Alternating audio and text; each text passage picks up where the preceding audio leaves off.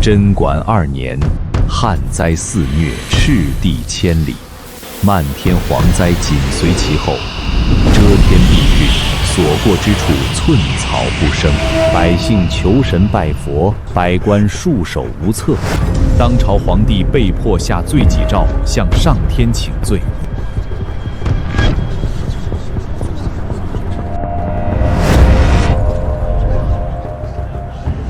别人穿越秒天秒地，我穿越连个系统都没电，还得等1个月才能启动，这可怎么活？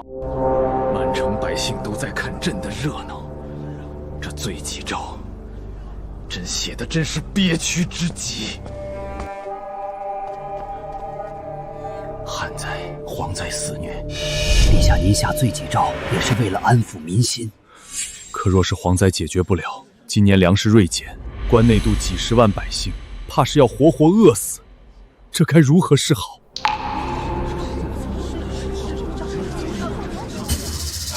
臣也是苦无办法呀。陛下，事已至此，先进去喝杯酒吧。这家小店是臣常来的。那便进去吧。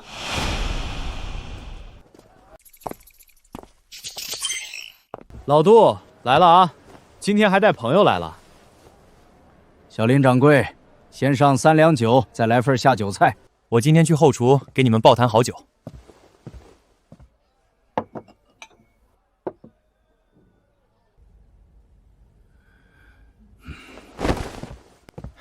老杜，看你朋友这愁眉苦脸的样儿，肯定是生意亏了吧？老哥，不就是生意上遇到点挫折吗？保证你喝完这酒，心情大好。你小子简直是找死，连陛下的肩膀都敢拍。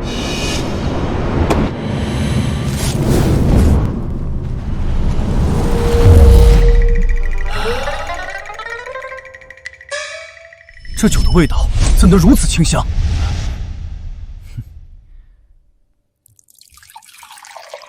这可是我自己酿的绝世好酒，外面可喝不到，尝尝。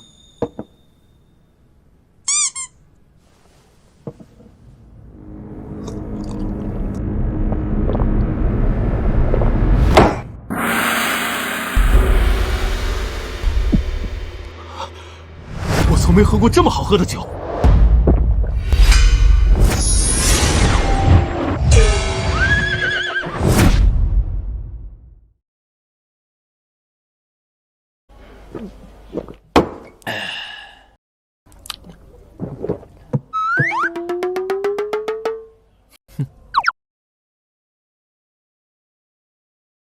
怎么样？我这酒放眼整个大唐都找不出第2家吧？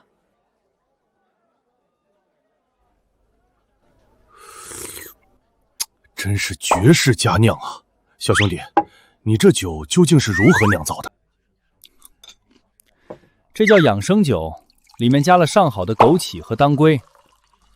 就你这天天愁眉苦脸的样儿，每天喝上2杯，保证你精神焕发，做起生意来如虎添翼。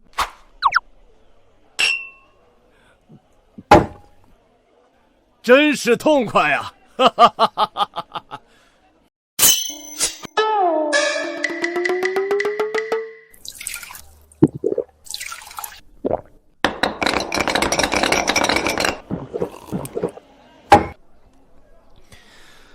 老弟啊，借着酒劲儿，老哥哥问你句掏心窝子的话。你说当今圣上颁布这罪己诏，在你们眼里看来，真就是个笑话吗？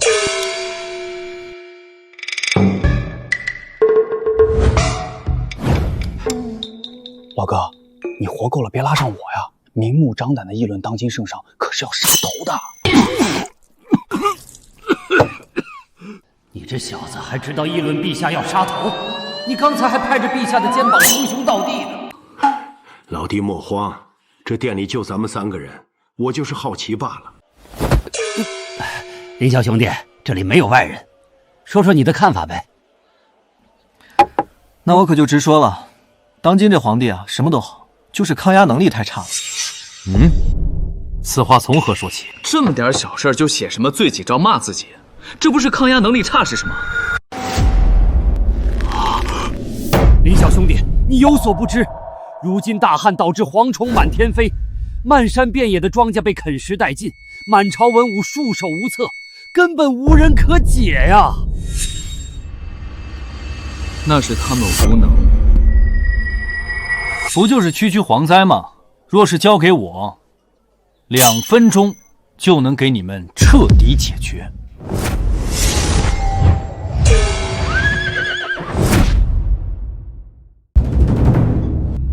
林老弟，你莫不是喝多了？朝廷百官和钦天院都束手无策的天灾，你2分钟就能解决？林小兄弟，这话可不敢乱说，凡人岂能抗衡皇神降下的神法？别跟我扯什么皇神不皇神的，那是无稽之谈。蝗虫就是普通昆虫而已。老弟，既然你说不是神法，那这铺天盖地的蝗灾究竟从何而来？大旱之年，江河水位下降，大片河床和荒地裸露，这就成了蝗虫产卵的最佳温床。气温一高，全都孵化出来了，可不就成灾了吗？老弟大才，那该如何根治？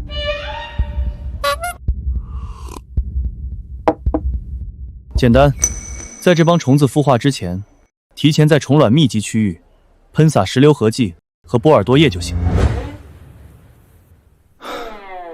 跟你们说这些等于对牛弹琴。总之，这就是用几种植物提取素配制出来的农药。这玩意儿喷在地里，不仅能把虫卵杀死，还能顺带当肥料用呢。配方我随时能给你们写出来。满朝文武束手无策的千古难题，在这小子嘴里，竟跟喝水一样简单。大唐若有此法，何惧天灾？林兄弟，这药方你开个价，多少金子我都给。什么金子不金子的？你要真想要，我写给你就是了。白给？几十万条人命呢，我还能跟你谈买卖？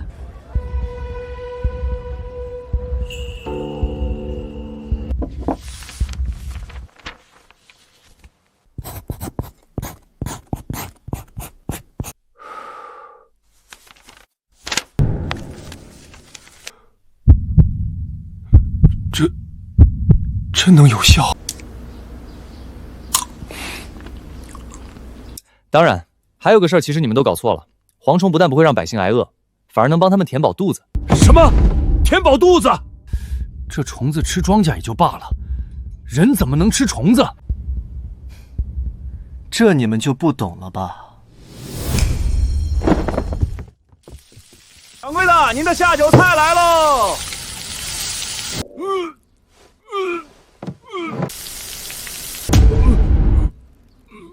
这就是你说的填饱肚子？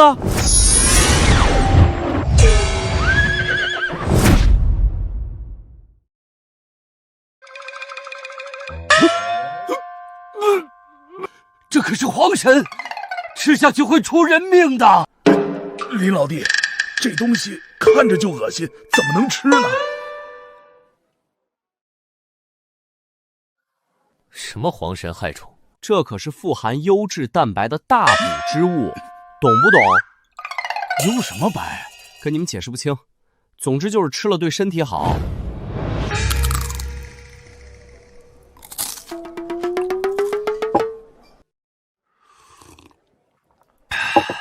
外酥里嫩，满口留香，你俩真不尝尝？这小子吃个蝗虫，居然还吃出山珍海味的感觉来了。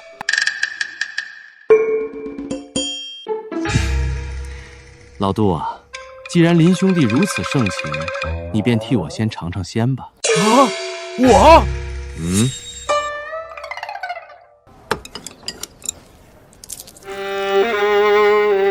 我吃。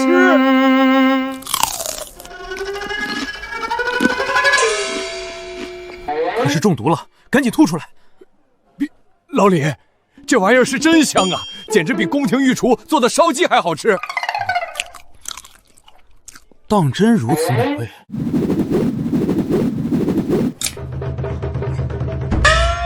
竟然毫无腥气，满口异香，简直脆不可言。我就说吧，配上我这小店的酒，那才叫一绝。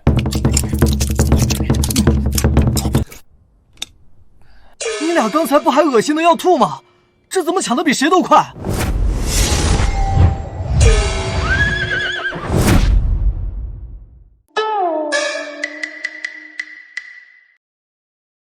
刚才谁在喊这是污秽天谴？脸疼不？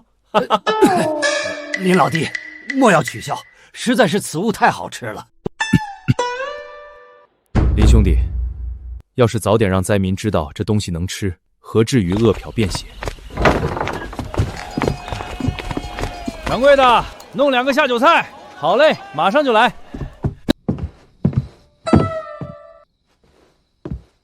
老李、老杜，你们路子野，把治皇的法子献给宫里那位憋屈的皇帝，准能换大钱。万一皇上龙颜大悦，给你们个一官半职的，可千万记着拉兄弟一把。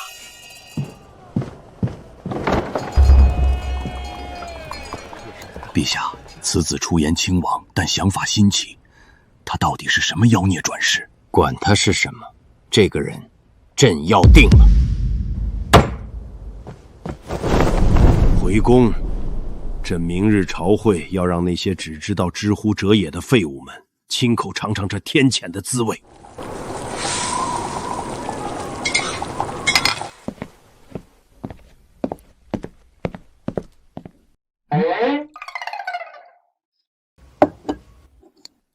给这么多，看来以后得天天给他们吃蚂蚱。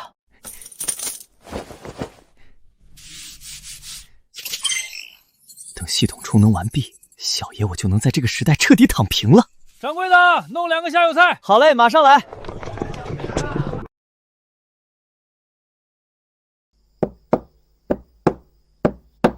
赵老哥，那个姓林的最近生意也太好了，我店里的客人都被他抢光了。可不是嘛，我那条街上的熟客现在天天往他那儿跑。赵老哥，我听说那小子背后好像有人，要不要先摸摸底？我早就派人摸过了，那姓林的在这长安城里不过孤家寡人一个，毫无人脉背景。那赵老哥，您的意思是？明天带人去他店里要个说法，他识相的话，还能给他留条活路；不识相，就别怪我不客气。成，那就定好了，要那小子好看。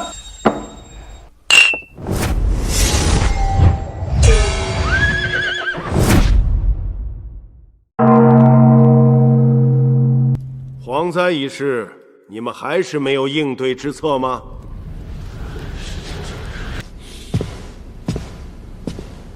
启禀陛下，皇神降灾乃天人感应，如今陛下已颁布罪己诏，想必那蝗灾不日便会退去。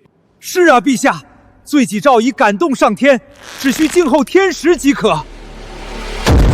够了！别拿那些虚无缥缈的鬼神之说来糊弄朕。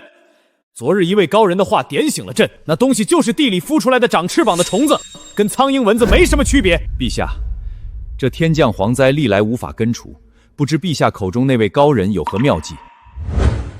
这是那位高人给的农药配方，喷在虫卵上能杀虫，不伤地，还能当肥料。农药？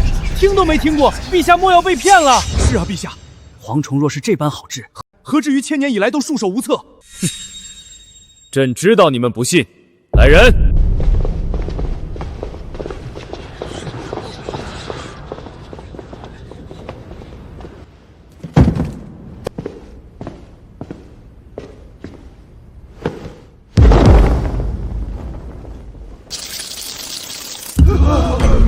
今日，朕就当着你们的面验一验这农药的真假。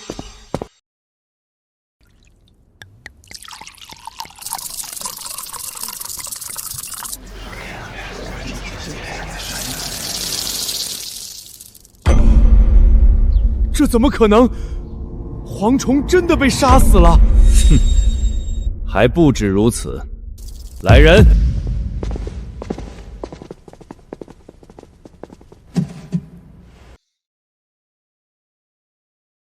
你们都看好了，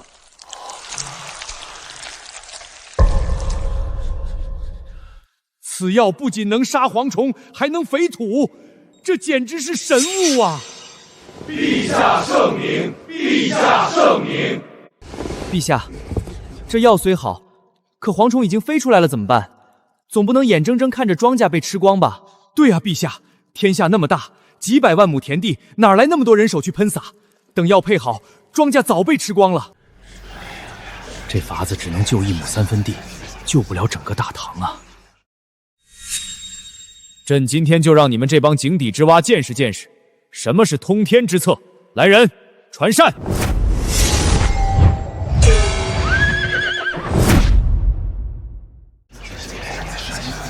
传膳！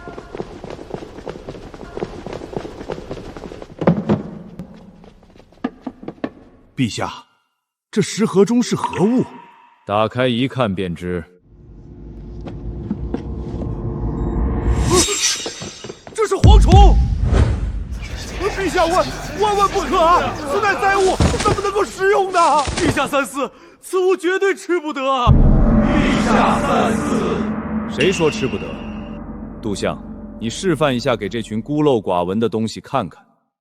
臣遵旨。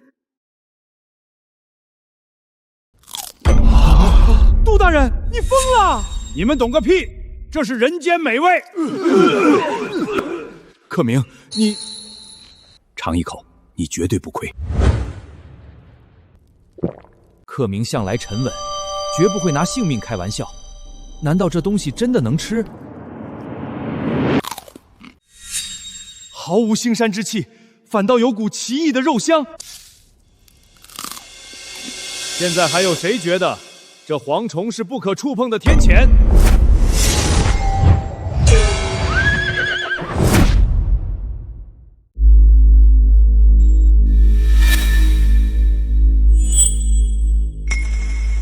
陛下赐食，臣自当生吞活剥，以报国恩。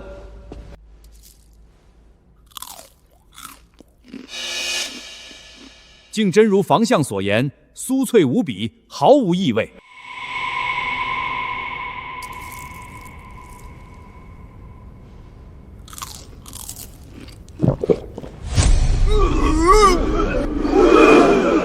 是不是觉得朕让你们吃虫子很荒谬、很残暴？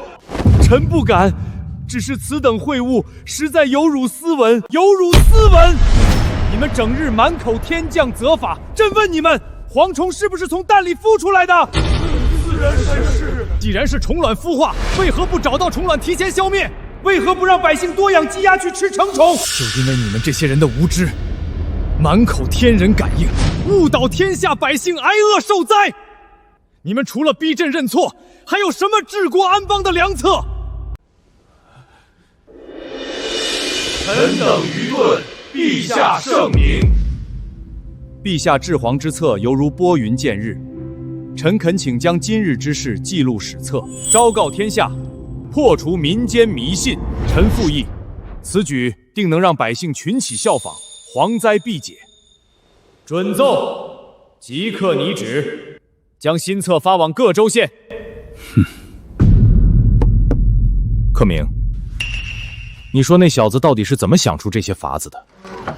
农药吃蝗虫，朕活了这么多年，竟从未想到过。陛下，小林掌柜其人臣也看不透。说他是个奇才吧，平日里懒懒散散；说他是个庸人吧，一开口又语出惊人。不管他是什么人，这等奇才，朕一定要收为己用。备车，换便装，朕现在就要去见他。陛下，天色已晚，要不要明日再？等不了了。万一那小子被哪个世家抢先拉拢过去，朕哭都来不及。快去准备。臣遵旨。林峰啊，林峰，你到底还有多少本事藏着掖着？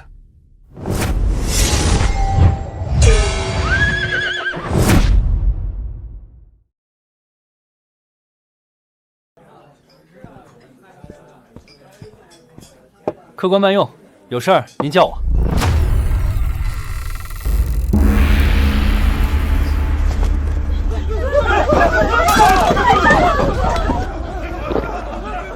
几位火气这么大，不想吃饭也不用拿我这小店的桌椅撒气吧？林峰，少在这儿给我装糊涂！老子今天来找你是要个说法的。赵掌柜，都是生意人，你想要什么说法？你把我们客人都拉走了。伙计都闲得在门口抓苍蝇了，给我们酒楼造成了巨大的损失，你说该不该给个说法？那依你的意思，这事儿你想怎么解决？哼，好说。从今日起，你把店铺90%的利润分给我们，我们便可相安无事。没错，想必剩下的1成也足够你在这京城存活了。90%？你们认真的？废话，赶紧的，我们这是在给你机会，懂不懂？机会？我看你们这纯粹是不讲道理，这种强盗要求，我是不可能答应的。几位请回吧，我还要做生意。好，很好。既然你敬酒不吃吃罚酒，那可就别怪我们了。动手！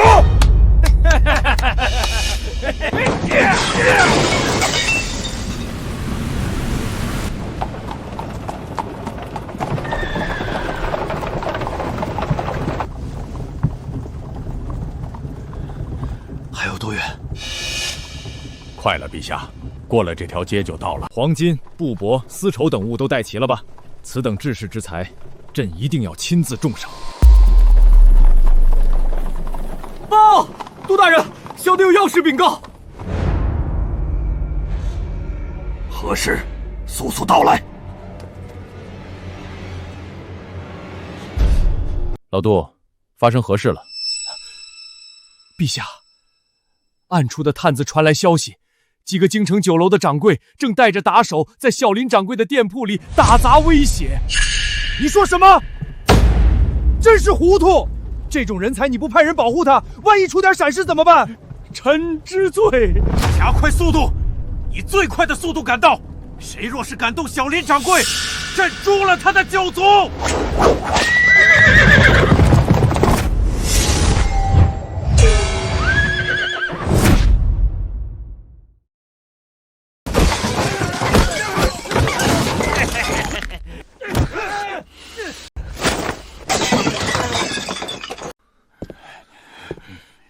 小子，老子最后再给你一次机会，这个钱你交还是不交？交。你好，真他娘的以为老子不敢动你是吧？今天我就把你这身骨头一寸寸敲碎，给我往死里打！该死的，系统镜头怎么还不倒？难道小爷我今天真要折在这帮破林手里？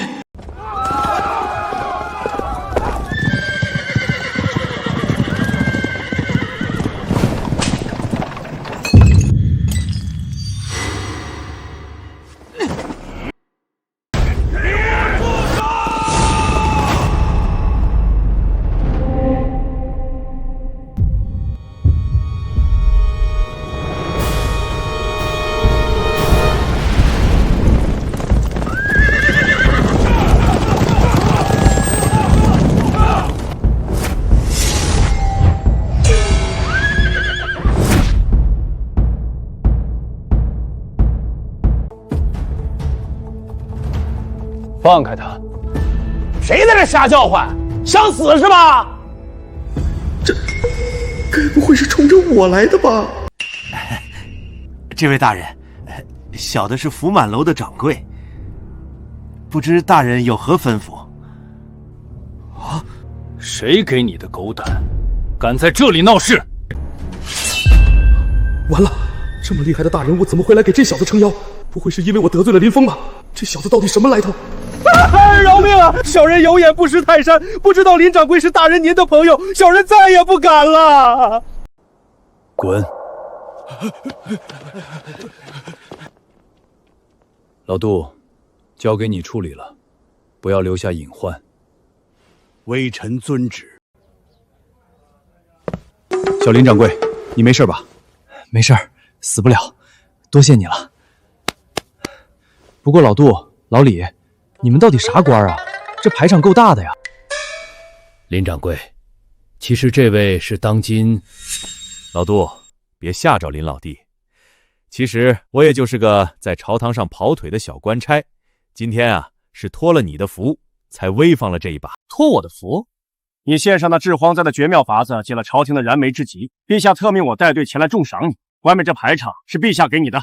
嗨，吓我一跳！我就说嘛，老李，你平时来我这蹭饭都抠抠搜搜的，怎么可能突然一下就牛逼起来？这小子还不知道朕的身份，就已经如此反应。若是知道了，怕是在朕面前束手束脚，不如继续瞒着，看看他肚子里到底还藏着多少本事。陛下英明。抬进来！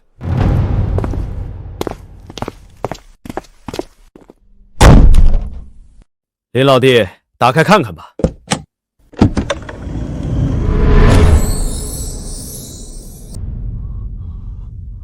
林老弟，这些全都是陛下给你的赏赐。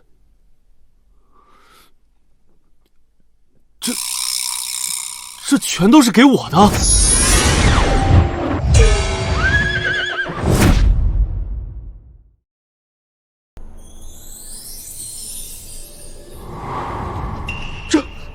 这至少是几千两金子吧？林峰这小子到底抱上了哪尊大佛？这何止是铁板，这是撞上南天门了！我得跑，赶紧跑！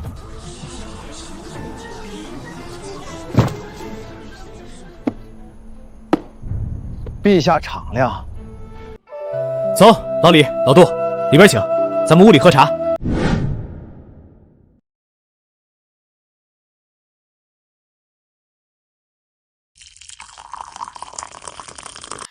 地方乱了点，老李、老杜，你俩先将就着。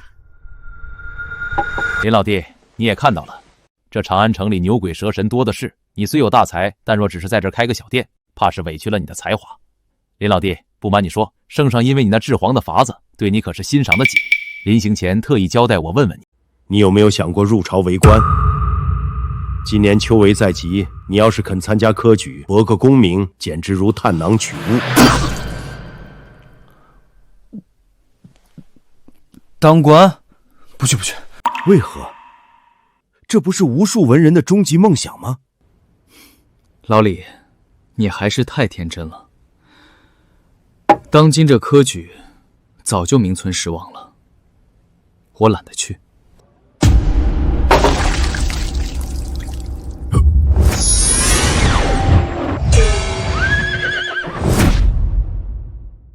林掌柜，科举乃是国之大计，慎言。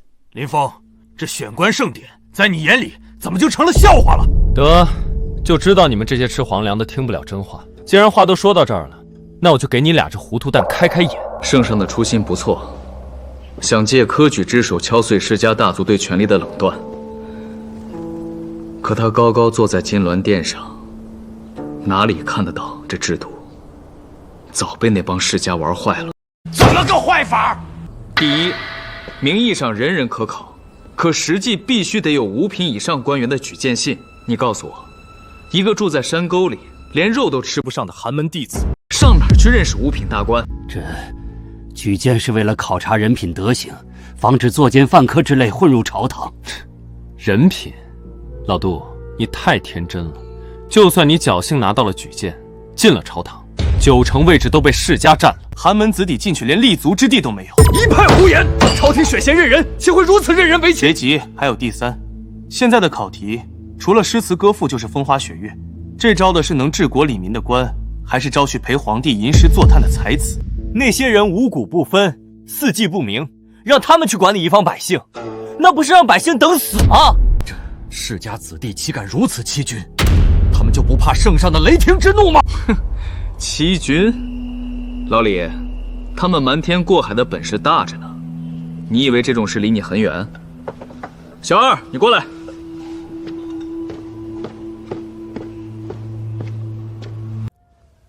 来，老李，你看看他，这小子寒窗苦读10年，不仅4书5经倒背如流，连各地的农时利弊都门清。去年的秋闱，他考了全县第1，名动乡里。可结果呢？回这位爷的话，小人当初拿着成绩单去县衙求举荐，那县太爷连门都没让小人进。他们说，像我们这种没根脚的泥腿子，就算考了头名，也挡不住人家尚书大人的远房亲戚。最后是那个连名字都写不全的富家公子拿了举荐信，高中举人。你说什么？调换名额？这在地方上早就是公开的秘密了。尸位纳残的蛀虫，好大的胆子！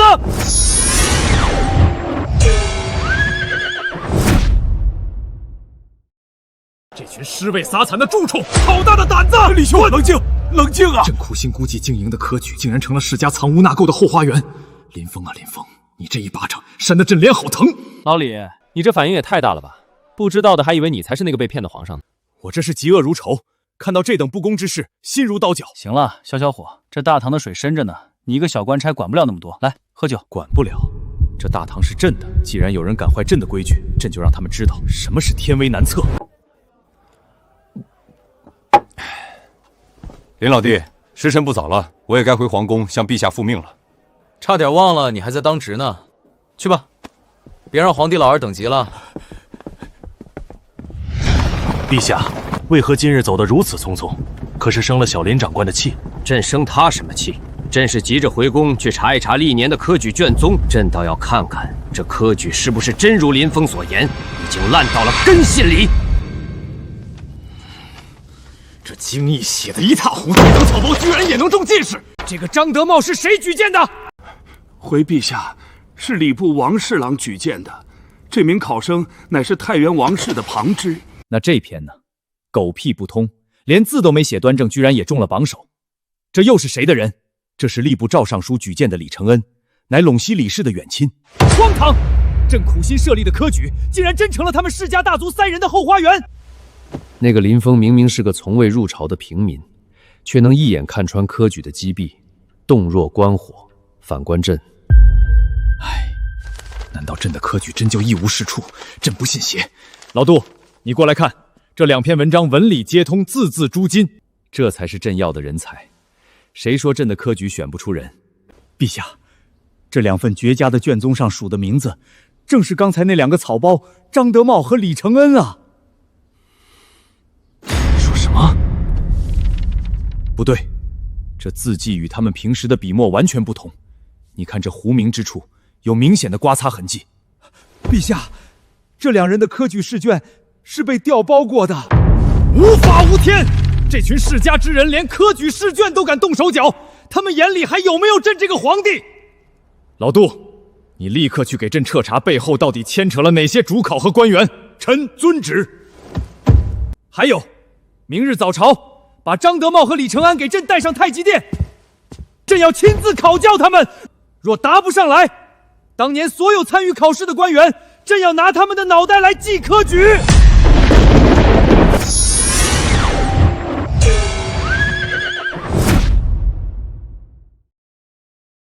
朕让你们办科举，是为了公平公正地选拔有才之人，替朕治理天下。可杨凤因为把科举办成了什么样子？陛下息怒，臣等一直尽心尽力筹办科举，实在未曾有半点阳奉阴违啊。是吗？朕昨日偶遇一位奇人，他告诉朕，这科举早已名存实亡。陛下，此人定是在妖言惑众，这是欺君之罪，当诛。哦，那不妨你们听朕说完。王侍郎，朕今天就指明你来回答。你若敢骗朕，欺君之罪是什么后果，你应当知晓。臣遵旨。第1条，科举要5品以上官员举荐，寒门子弟连门都摸不着，此话是真是假？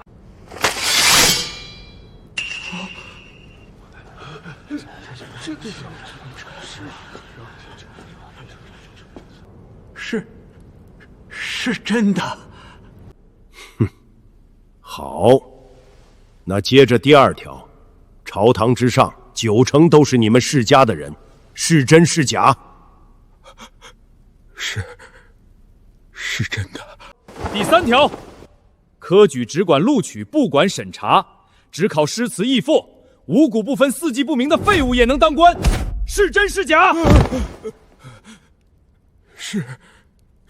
是真的。原来这么多年，你们全都在合伙骗朕！陛下息怒，陛下冤枉。虽然举荐制度确实存在一些瑕疵，但这些年还是给陛下带来了不少栋梁之才啊！对，陛下您看，去年的状元张德茂那文章写得极好，还有前年的李承恩诗词冠绝京城啊，陛下！朕昨晚不眠不休看了一整晚的科举卷宗，张德茂那文章狗屁不通，那个李承安的诗词全是抄袭之作，而他们全是靠你们举荐才中的。你们管这叫人才？好，既然你们觉得举荐制度没问题，那就传朕旨意，宣张德茂、李承恩上殿。朕今日就要在这太极殿上当场考考这两个大才子。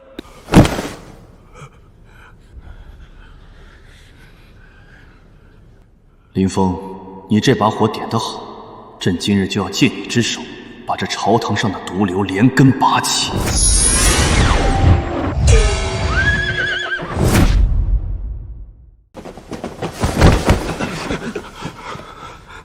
微臣张德茂叩见陛下，微臣李承恩叩见陛下。既然两位都是百官口中的国之栋梁，朕今日就考考你们。张德茂，朕问你，关中去年收了多少担粮食？每亩地该征多少税？一个村又该出多少徭役？回陛下，关中粮食大概有几万担，税收按人口。大概，这就是你的实务。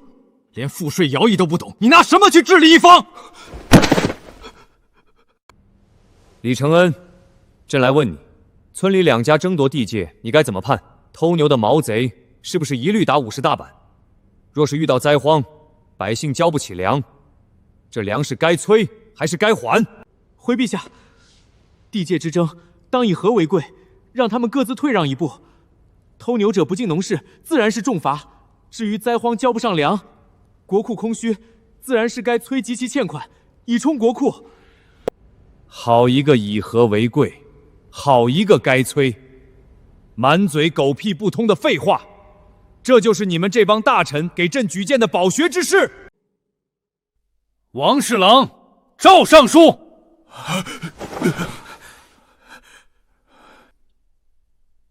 你们给朕好好解释解释。陛下息怒，张德茂的文章确实写得花团锦簇，臣只是负责举荐他的文采，他答不上实务，臣实在不知情啊。臣也一样啊，陛下。不知道，朕看你们是揣着明白装糊涂。是你们勾结考官调包试卷，把别人的文章换成了张德茂和李承恩的名字，致使真正的有才之士名落孙山，这是欺君之罪。陛下，臣冤枉啊！陛下，肯定是有人陷害微臣啊！不见棺材不掉泪。杜如晦，把证据拿出来。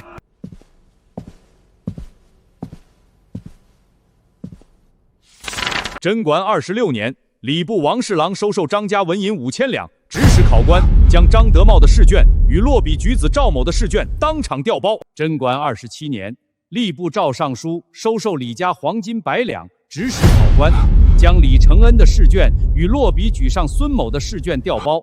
涉案考官共计7人，名单在此，证据确凿。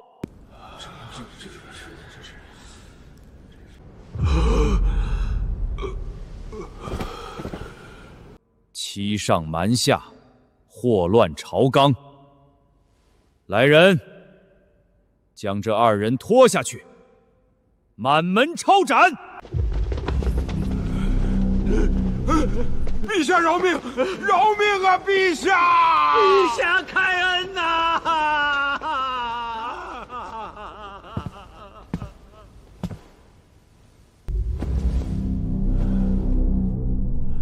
朕最后问一遍，还有谁反对朕废除举荐，创建新科举？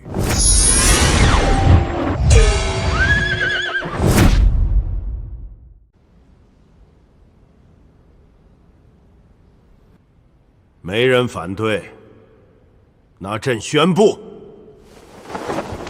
从今日起，大唐科举全面改革。第一，即刻取消5品以上官员举荐制，凡我大唐学子不分门第，皆可自行报考。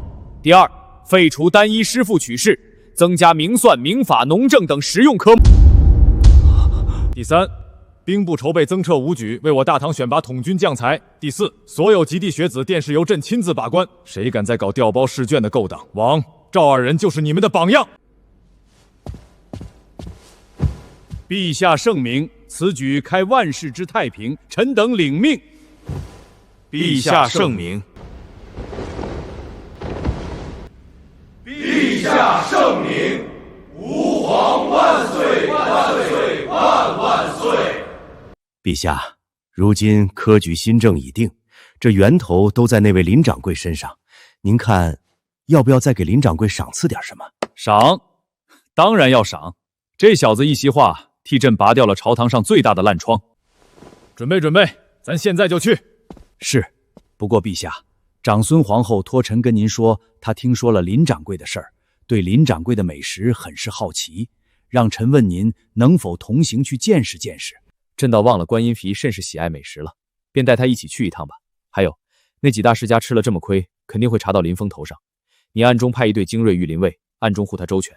若是有人敢去闹事，不必请示，直接给朕拿下。臣领命。林峰啊林峰，朕已经为你搭好了台子，你肚子里到底还有多少治国安邦的奇谋？可千万别让朕失望啊！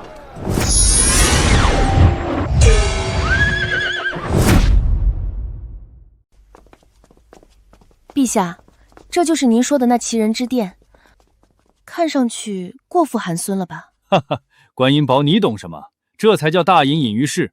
来吧，朕带你尝尝林峰那小子的手艺。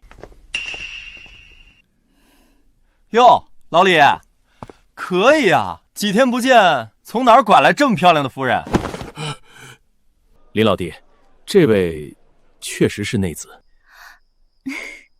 林掌柜说话果然风趣，难怪我家夫君总往你这儿跑。原来是嫂子，快坐。老李，今天必须整几个硬菜，不能怠慢了嫂子。嫂子，我跟你说，老李这人抠门的很，每次来我这儿都是蹭吃蹭喝。你在家可得把财政大权握紧了，多管管他。哦，还有这等事，陛下。夫君，林掌柜说的可是真的？林老弟，你这就冤枉好人了。我什么时候少过你的酒钱？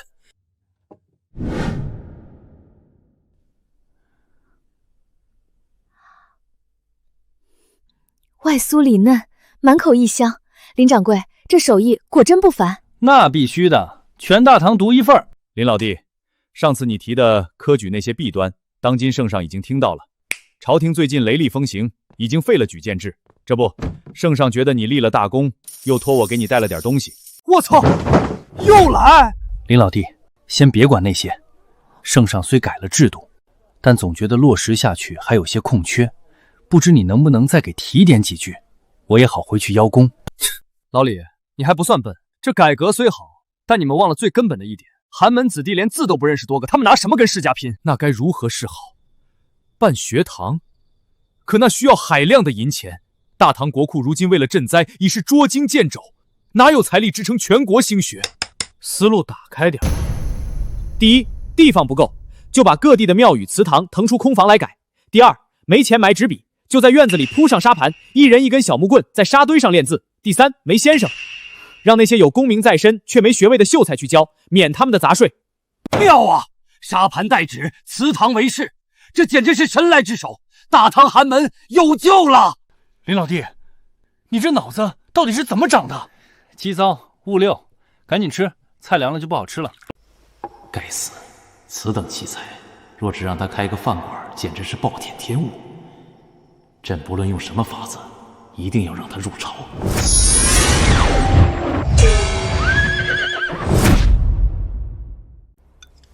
林掌柜，你有这般惊天畏地的大才，就这么窝在这家小店里，岂不可惜了？哎呦，李夫人，怎么老李老杜劝完，现在又轮到你来劝了？再说了，当官有什么好的？起得比鸡早，睡得比狗晚，干得好遭同僚嫉妒暗算，干得不好要挨上司骂，我图什么呀？哼！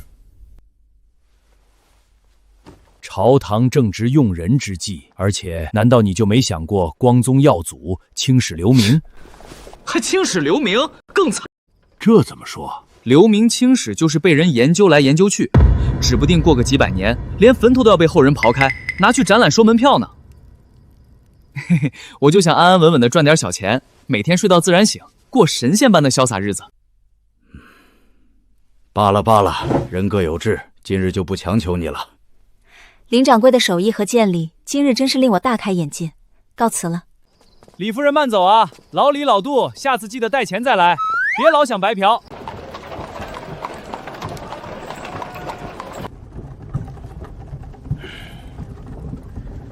陛下，此人虽口无遮拦，行事乖张，但句句切中要害，当真是个难得的奇才。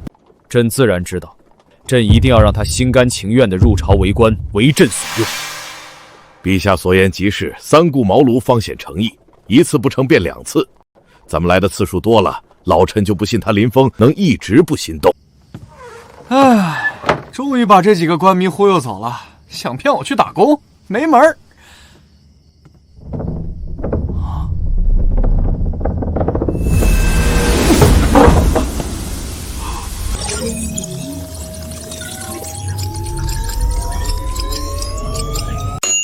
充能完成，彪悍人生系统正式激活。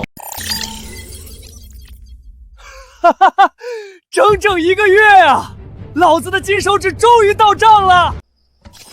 系统商城已同步开启，宿主可通过完成系统发布的任务或解决关键事件，获取系统积分。积分可在商城中兑换各类技能、物品及特权，累计足够积分，还可解锁终极躺平特权。具体内容待解锁。此外，宿主每次成功完成任务或解决事件，系统将根据事件难度奖励宿主属性点。属性点可用于提升以下5项属性：智力、体力、精神力、感知、亲和力。属性提升后，宿主将获得永久性的身体和精神素质增强。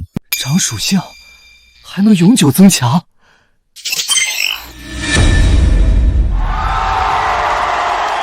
就是说，小爷我会越来越聪明，越来越能打，越来越有魅力。积分攒够了，还能换终极躺平。新手任务已发布，任务内容：入朝为官，请宿主在7天内获得大唐朝廷正规官职。任务奖励：系统积分乘100，属性点乘5。宿主后续解决各类事件、危机，系统将根据事件影响力自动结算积分与属性点。啥？入朝为官？搞系统？你玩我是吧？老子刚才还在老李面前大放厥词，说打死都不当官。这下好了，话音还没落呢，你就逼我去当官，这脸打得也太快了吧！可是老李已经被我赶走了，我现在去求他，他还肯收我吗？天哪，我造孽呀！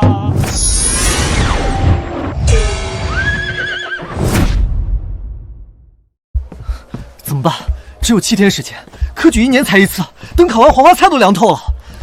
至于其他路子，我一个外地来的厨子，上哪弄官去？难不成真要去求老李？可是我刚才把话说的那么满，现在去求他们，这脸还要不要了？要脸干什么？脸能换神秘大礼包吗？干了！老李，老李，车下留人！林掌柜，你怎么追来了？老李，那个也没什么大事，就是什么？就是你刚才在店里说的那个当官的事儿，咱们还能不能再商量商量？这小子刚才还一副视功名如粪土的硬骨头模样，怎么才一转眼的功夫到自己贴上来了？有意思哦。怎么想通了？不想着每天睡到自然醒，数钱数到手心了？想通了，彻底想通了。我想试试看看有没有机会青史留名。可你连科举都没参加过，刚才不还说科举名存实亡吗？规矩是死的，人是活的嘛。我确实没参加过科举，但老李你不是路子广吗？你看能不能帮我安排个小官当当？林掌柜，这入朝为官可不是儿戏，朝廷的官职岂是说给就给的？老杜，你们刚才可是说有门路的，帮忙，以后你们来我店里吃饭，永远免单。这事儿嘛，入朝为官不是小事，你先回去等消息，有了眉目，我让老杜去找你。多谢了，老李，以后有用得着兄弟的地方，赴汤蹈火啊！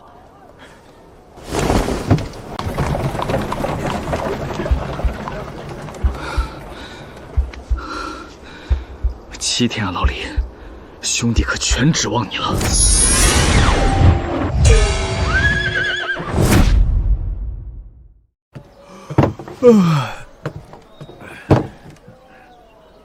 林掌柜，当官的事办妥了，现在就跟我进宫面圣。啥？昨晚说的事儿这就妥了？老李这路子也太野了吧！李大人在朝中人脉极广，这不算什么。快些走吧，莫要误了时辰。我要见皇帝啊！那当然，入朝赃官哪能不见陛下？林掌柜，我可得嘱咐你一句，见了陛下千万收起你那随性的脾气，不可再口无遮拦了。放心，我心里有数。老李，你到底多大官啊？连入宫面圣这种事儿都能随便安排？你该不会是皇帝身边的红人吧？到了你就知道了。说起来，你想当个什么官？我操！想当什么官还能自己说了算？老李，你这权力也太大了吧？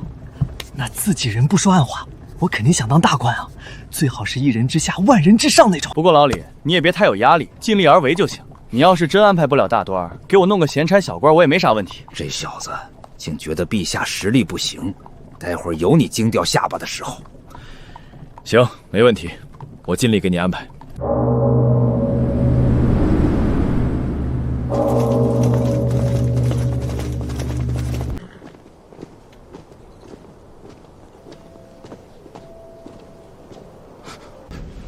老杜，这气氛怎么这么吓人？咱们是不是得站在这儿等皇帝来？陛下到！臣等叩见陛下。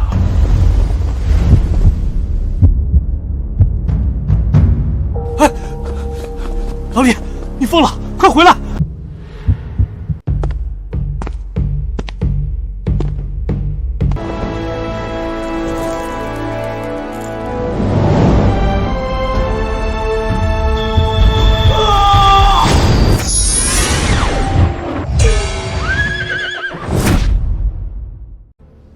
众爱卿平身。陛下有旨，宣林峰进殿。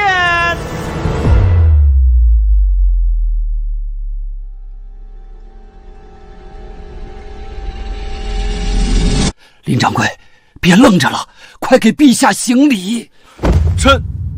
曹民，不，陈林峰参见陛下，吾皇万岁万岁万万岁！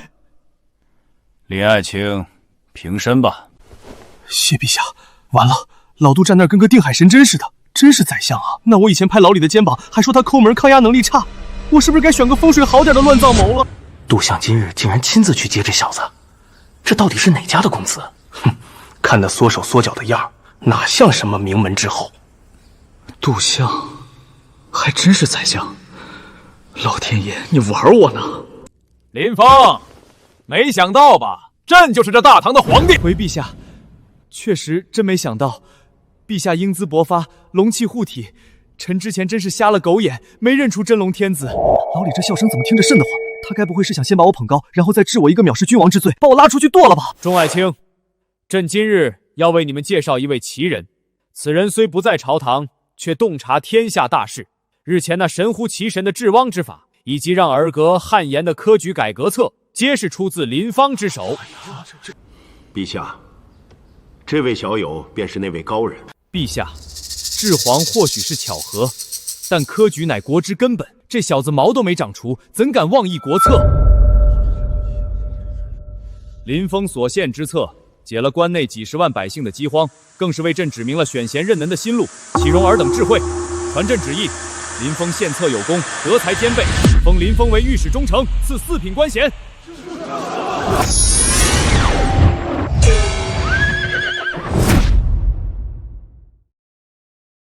陛下，万万不可！御史中丞乃朝廷重臣，监察百官，位列4品。此人从未入朝，凭什么一跃登天？是啊，陛下，臣寒窗苦读30年，入仕20载才熬到今日之位。他一个乳臭未干的小子，凭什么？林峰，本官问你，你祖上何人？师从哪位大儒？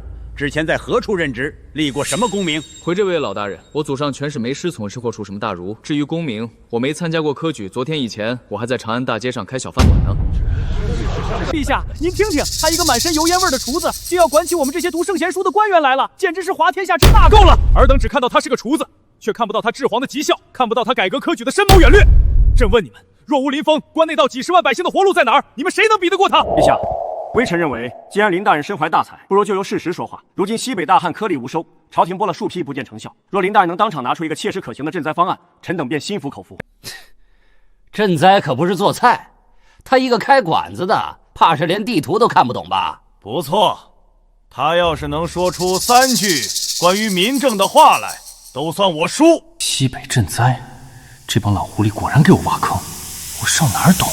丁，新手任务入朝为官已完成，奖励系统积分乘100，属性点乘5已到账，当前积分余额100。5点属性点，得赶紧分配一下。智力先加3点，解决赈灾方案得靠脑子，亲和力加2点，等会儿说服这些大臣用得着。丁，属性分配完成。智力加3，亲和力加2，当前属性智力83，体力70，精神力65，感知68，亲和力72，剩余属性点0。对了，商城，我还得从商城里找点能应付眼前局面的东西。水利工程就是这个。消耗系统积分乘80，兑换水利工程实务手册成功，剩余积分20。既然各位大人这么想看我露一手，那这赈灾的难题，请。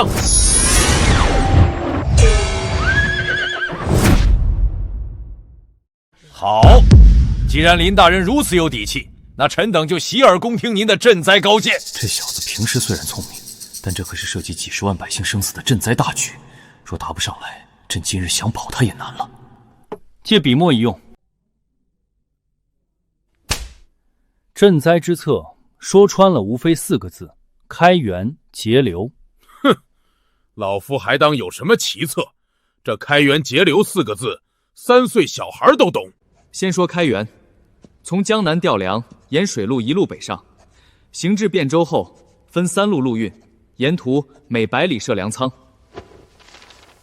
你们看，这是路线图和各处粮仓的调配节点。这路线画的也太精准了吧，简直堪比朝廷堪舆出的最精细的地图。他一个没当过官的人怎么会知道？江南到汴州走水路，汴州到关中分3路陆运，既省时又省力。最离谱的是，他居然走了一条只有本地人才知道的超近路水道。开源说完了，再说节流。粮食运下去了，怎么保证不被底下的人贪墨？很简单，派钦差。哼，朝廷自有法度，自然是派钦差巡视，这算什么新鲜主意？我说的钦差是同时派3批钦差暗访，这3批钦差互相不知道对方的存在，分3条路下去，最后把情报汇拢对账。只要有一处对不上，就说明底下的官员有问题。凡查实有克扣赈灾粮者，不论官职大小，先斩后奏。 3批钦差互不知情，这法子也太绝了，想瞒根本瞒不住啊！最后，大家看看这张简易水车草图，这水车不需要铁器，全用木头和竹子就能做，成本不到1贯钱，随便一个农户自己就能做，安置在河流边，水流带动水车，水就自动流到干旱的田里了。这水车精巧至极，竟只有巴掌大小的模型，农户自己便可就地取材制作。要是推广开，西北旱情能缓解1大半啊！这才是真正利国利民的东西。林大人大才，大人，这人好像真有2下子。闭嘴！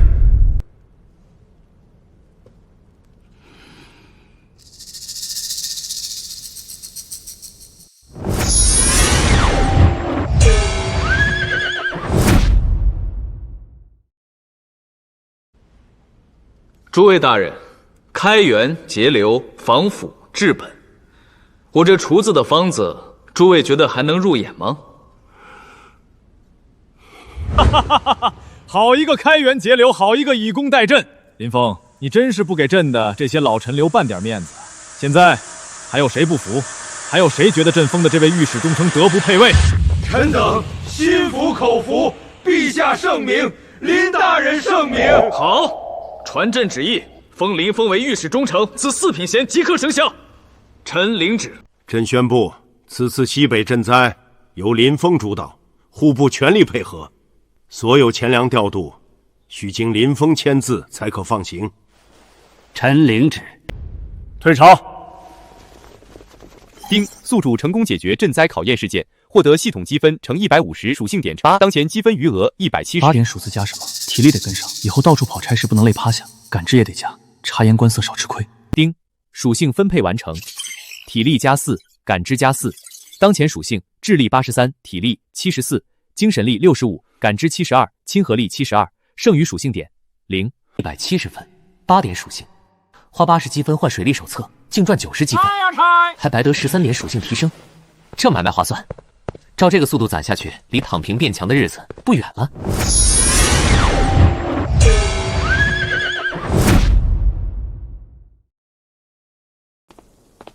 真没想到，我林峰也有当上4品大官的一天。老李啊，老李，你这大腿够粗！林大人，且慢。哟，老杜，不对，杜相，您这走路都没声的，吓我一跳。林大人，陛下今日强压众议，封你为忠臣，是对你寄予了厚望。但你须知，这朝堂之上，世家根深蒂固，那些人被你断了财路和名位，绝不会善罢甘休。从今往后，你自己务必万分小心。杜相放心，我明白。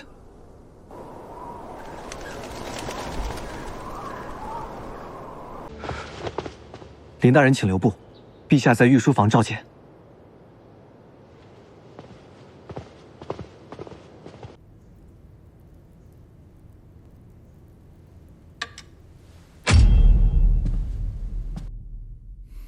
林峰，你果然没让朕失望。今日在殿上那番开元解髓的宏论，真让朕出了一口恶气。陛下过奖了，这都是陛下抬爱。哈哈哈哈！行了行了，这儿没外人，坐，跟以前在店里一样就行。老李，这可是你说的，要是回头治我个大不敬，我可不认。哈哈哈哈！这才对嘛，老李，这称呼朕听着亲切。玩笑归玩笑，林峰，你今日的表现朕很满意，但大唐的烂摊子可不止一个。除了西北旱灾，关中草场的事也让朕头疼不已。老李，你指的是？关中草场连年退化，土地荒萎，牛羊大批病死。户部说是工部水利不修，工部说是户部管换不力。如今百姓日子苦不堪言，这事儿你怎么看？畜牧养殖手册，我记得商城这东西60积分就能换。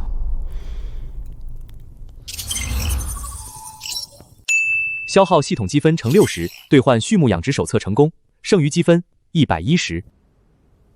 这事儿听起来悬，其实不难，我能解决，但我得亲自去关中实地走一趟。好，就等你这句话。这事儿朕明日就在朝堂上公开提出来，到时候那帮老臣肯定会顺水推舟，把这个烫手山芋踢给你。林峰，你给朕句准话，你真有把握？别到时候在关中栽了跟头，朕想保你都难。老李，你也不看看我是谁？我林峰经手的地儿，草能长3尺高，羊能长得像牛大。有志气，朕就在长安等着你的好消息。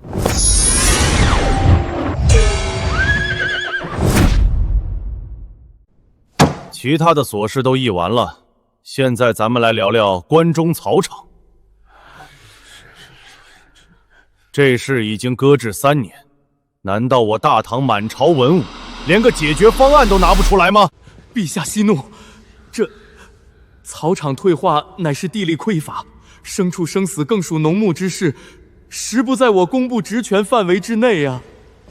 陛下，依臣之见，此乃天意。关中连年干旱，上天降罚，非人力可逆啊。天意，推给天意就万事大吉了。户部推给工部，工部推给礼部，你们拿着朝廷的俸禄，就是来这太极殿上踢皮球的吗？陛下息怒，臣等确实愚钝，但咱们朝堂上不是新来了一位无所不能的林大人吗？是啊，林大人才高8斗，这区关中草场之事，想必也不在话下吧？这帮老狐狸斗不过我就想拿烂摊子坑我，还好老李昨天提前给我露了底。诸位大人，不用急着把这烫手的山芋往外扔。林大人这是何意？不瞒诸位，这关中草场退化、牛羊大批死亡之事，昨日陛下已在御书房与臣详细讲过，臣已经主动认领了此项差事。臣不日便将亲自前往关中草场实地考察，不出1月，定能拿出一套彻底解决关中畜牧危机的方案。1月，林大人，我们几年都解决不了的难题，你1个月就能行？你们几年解决不了，那是你们无能。酒囊饭袋，一群土鳖，等小爷把现代畜牧技术搬出来，非把你们的脸再打肿一次不可。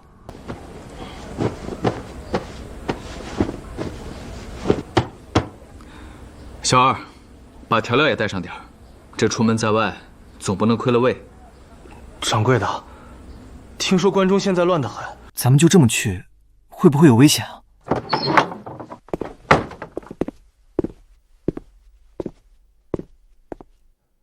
林老弟，行李收拾的如何了？陛下，您怎么亲自来了？微服出行，叫老李即可。关中之事，满朝文武束手无策，这次真是要辛苦你了。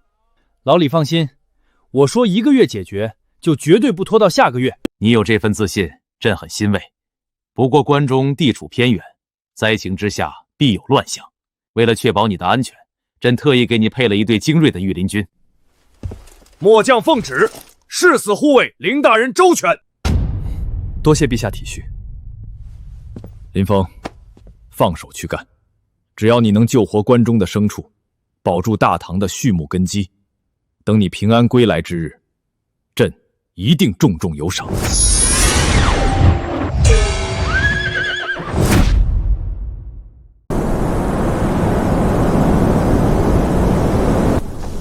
这就是关中草场，这哪里是沙化，这分明就是沙漠。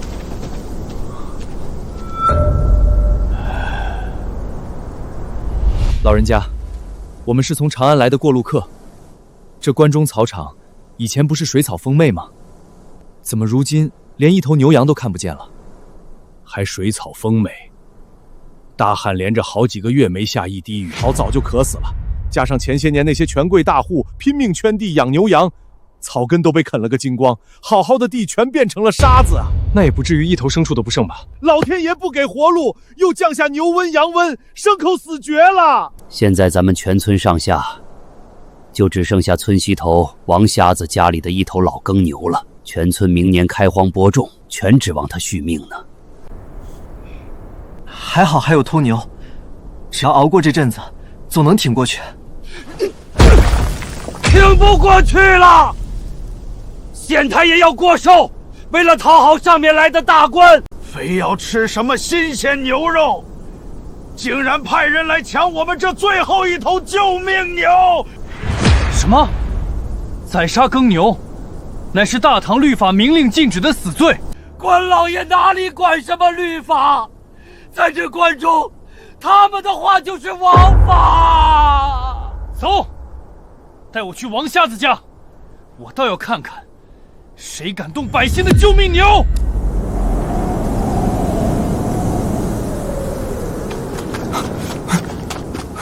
不要抢我们家的牛！爷爷，你醒醒啊！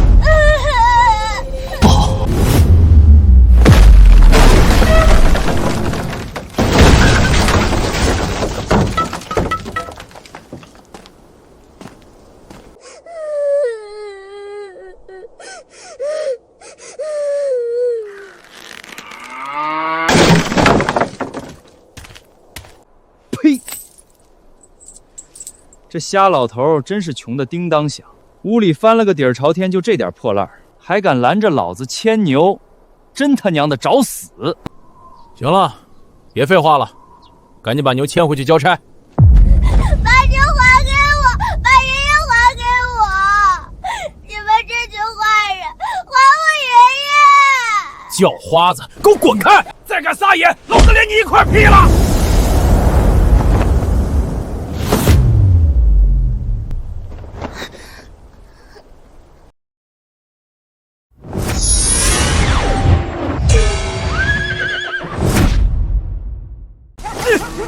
哪里来的野小子，敢管你爷爷的闲事？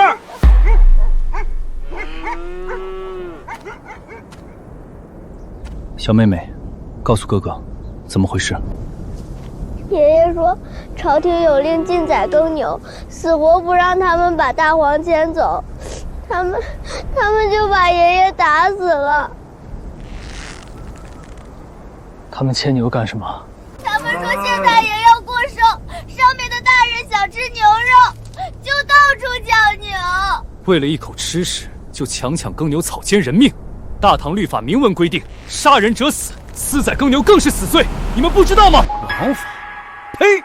在这关中1亩3分地上，老子就是王法，你算哪根葱？你这个傻官差，你死定了！回去告诉你们县太爷，杀人偿命，我待会儿就亲自去找他。好大的胆子！你给我等着，这混蛋谁也不会放过你的！林大人动了杀心，待会儿怕是要出大事啊！陛下说了，不到万不得已不出手，先看着。别怕，待会儿我替你讨个公道。叔叔，你要小心，那些人很凶的。普天之下莫非王土，再凶也得讲王法。好一个为民做主的县衙，竟让百姓拒如蛇蝎。今日若不把这天捅破，我对不起关中的百姓。谁敢强闯县衙？好，你就是那个杀了我关中县官差的狂徒。县太爷还没去找你麻烦，你反倒自己送上门了。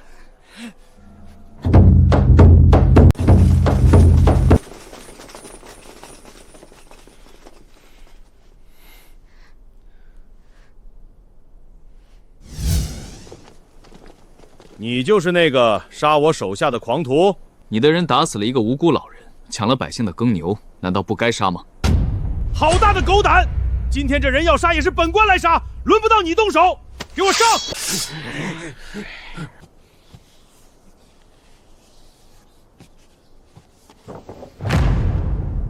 睁开你们的狗眼，好好看看这是什么！圣旨！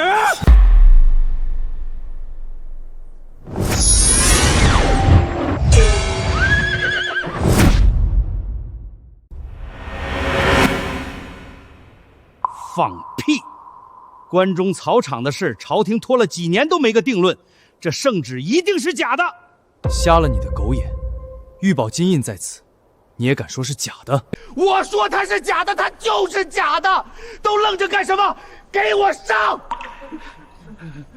今天谁拿下此人，赏银100两！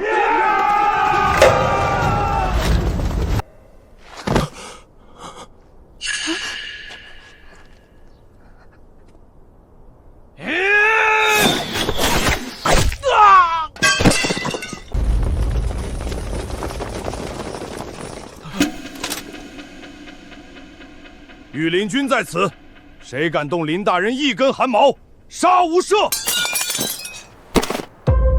御林军，你到底是什么人？陛下限我1个月解决关中畜牧危机，你倒好，私采耕牛，草菅人命！林大人，林爷爷饶了小人这一回吧！饶你？那被你们活活打死的无辜老人，谁来饶他？来人！把这狗官给我拿下！放开我！你们敢！乡亲们，本官御史中丞林峰，奉当今圣上之命，特来关中查勘畜牧危机。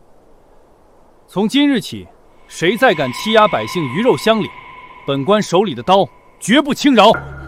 这狗官就是下场。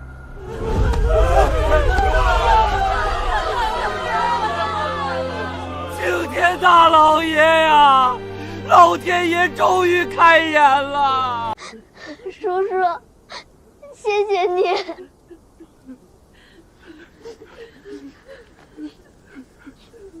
老人家，这个公道，我替你讨回来了。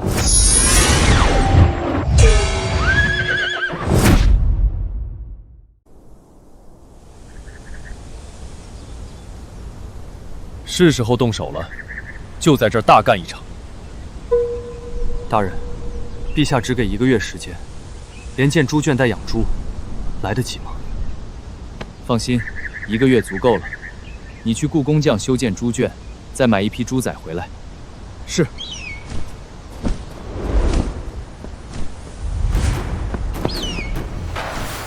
大人，出大事了！整个关中县都买不到活蹦乱跳的猪崽儿，到处都在闹猪瘟，只剩下10几头染了猪瘟、快咽气的病猪了。病猪也行，全给我买下来。大人，猪瘟自古以来就没救过，买回来全得死手里啊！我自有打算，你只管去办就是。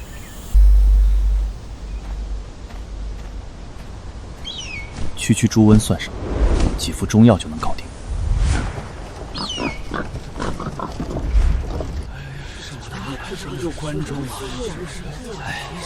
林大人糊涂啊，这猪瘟根本治不好。林大人，老朽养了一辈子猪，就没见过得了猪瘟还能活的。听老朽一句劝，趁早烧了吧。赵伯，诸位乡亲，我自有妙计。小二，立刻去医馆给我准备生石灰、金银花，还有连翘、板蓝根，还有蒲公英、黄芩，分量要足。是，小的这就去。把这10几头病猪分开，关进刚建好的抓篮里，每一个骤篮都要单独隔开。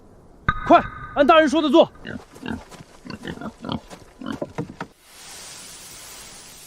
把这些金银花、连秋一起煮了，把药汤灌给病猪。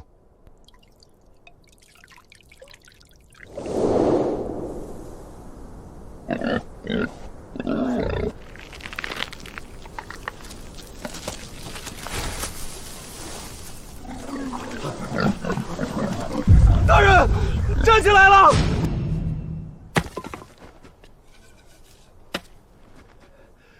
老朽活了大半辈子，头一回见到猪瘟还能治好的。林大人，乃神人也。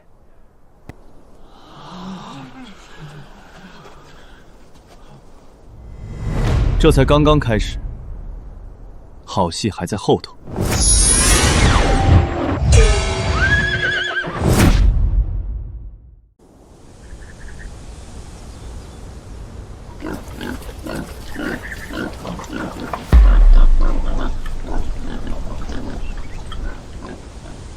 林大人，您这到底是使了什么仙法？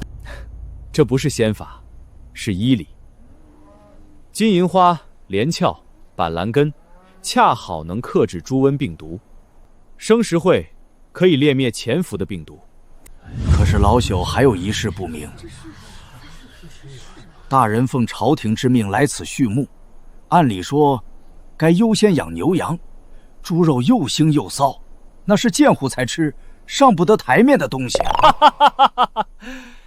赵伯，这猪肉腥臊可怪不得猪，得怪你们养殖的方法不对，绝不能喂猪吃泔水烂菜，得喂酒脏、麸皮、豆饼，吃这些长大的猪，肉质白嫩，毫无腥味。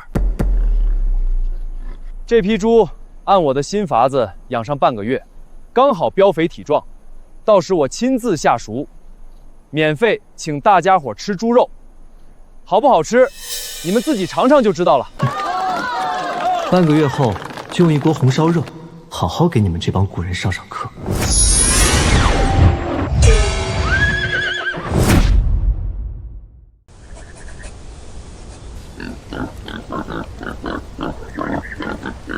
真的是半个月前那批快死的瘟猪？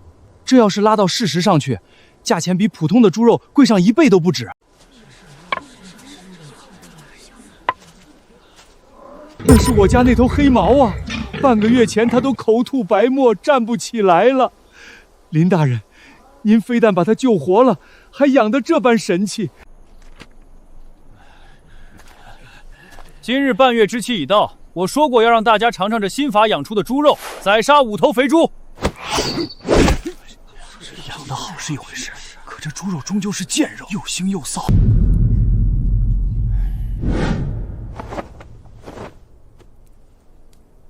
觉得猪肉难吃，那是你们以前的做法不对。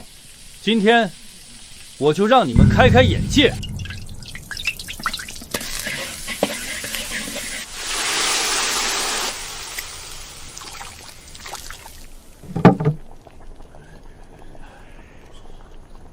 今天不把你们馋哭算我输。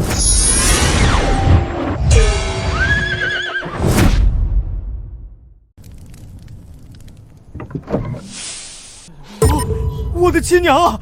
这是什么神仙味道？香，太香了！大家别挤，排好队，见者有份儿。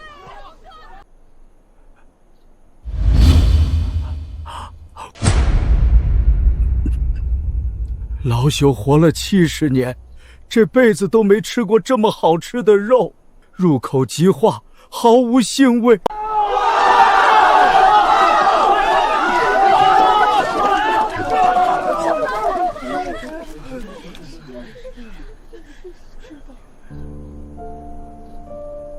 丫丫，过来。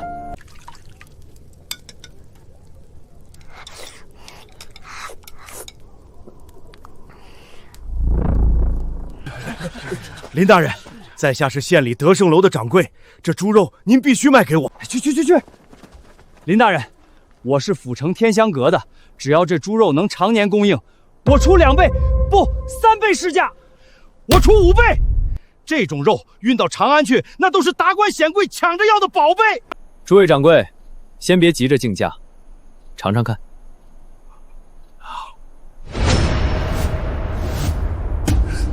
别说了，这批出来的猪我全包了，10倍市价，当场结清。10倍？那我刚才嘴里这一口，岂不是值好几百文钱？这哪是养猪啊，这分明是养了一窝金猪啊！林大人，请受老朽一拜。赵伯，您这是干什么？林大人，您不仅救了这猪，更是救了我们关中百姓的命啊！求大人赐下仙法，教我们养这金猪。求大人赐教，我们要跟着大人养猪。好，既然大家信得过我林峰，那我就把这养猪致富的法子教给大伙儿。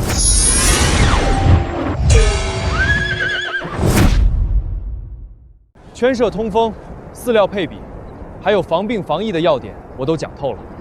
只要按照我这新法子养，不出半年，家家户户都能吃上肉，赚上钱。林大人，真是活菩萨转世啊！大人，长安送来的急信。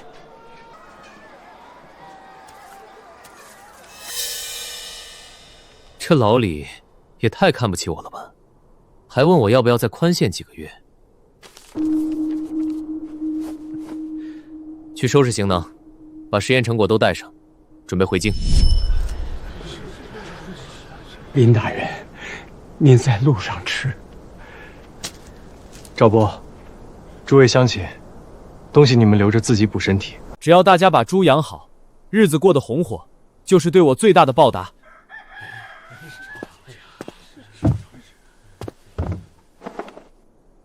出发！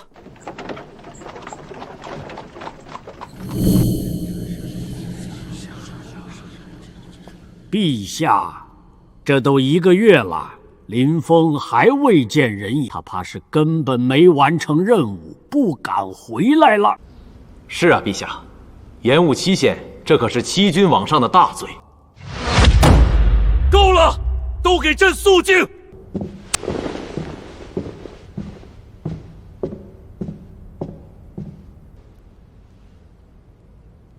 陈林峰参见陛下。你竟真的回来了！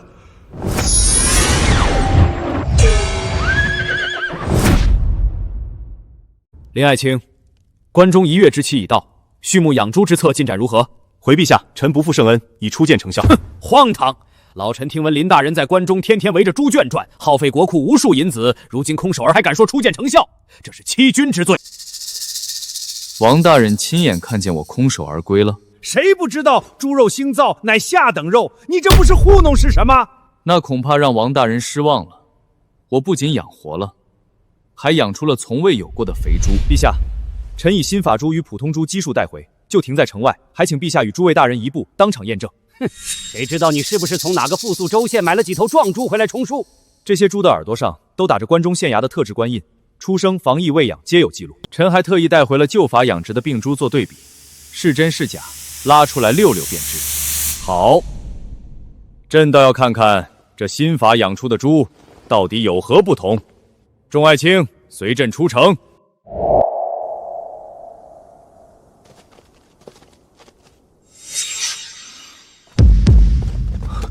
这差距竟然如此之大。左边是用10来回防疫服于金银花药汤去病，并用酒糟麸皮精细喂养的新法猪。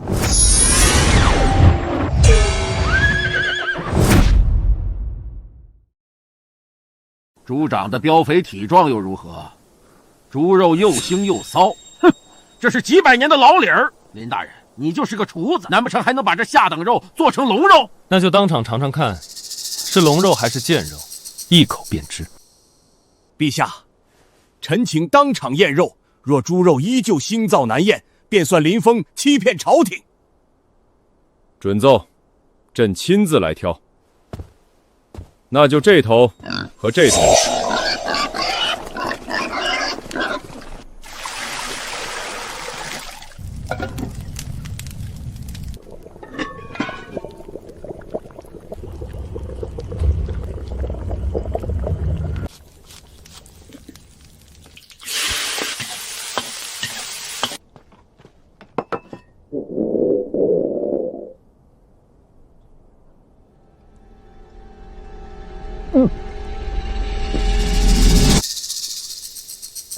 陛下，臣就说这猪肉吃不得。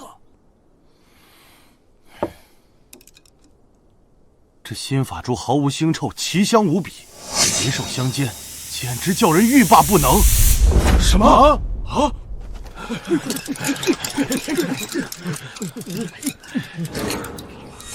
呸！又腥又柴，这也太难吃了。这不可能！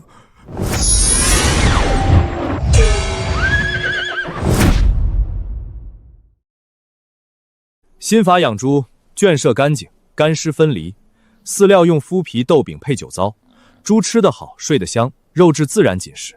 老大人服了吗？是老臣错怪林大人了，老臣认错。发封3月，以正效尤。陛下，这是臣在关中整理的畜牧方案细节，从猪仔选育到饲料配比，从一平防治到草场恢复，皆记录在册。传朕旨意，此畜牧方案即日起推广全国。林峰加封为御史大夫，正3品，另赐长安城东宅地1座。臣叩谢陛下隆恩。这当官怎么比我以前加班还累啊？什么时候才能真正躺平？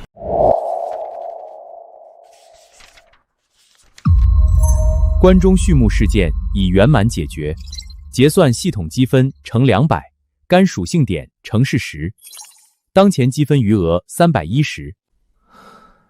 感觉头脑更加清醒了。系统，打开商城。系统，兑换制衣大师技能。兑换成功，消耗60积分，剩余250积分。250，这数字怎么听着这么别扭？房大人，您这是怎么了？还不是为了我那宝贝女儿。前几日诗会，她因衣服寒酸被人笑话，哭了好几场，求我给她弄件好看的新裙子。可上服局的订单排到几个月后，长安成衣铺的精品也全被订空了。房大人，其实这件事，林大人，你不会连这事儿都有办法吧？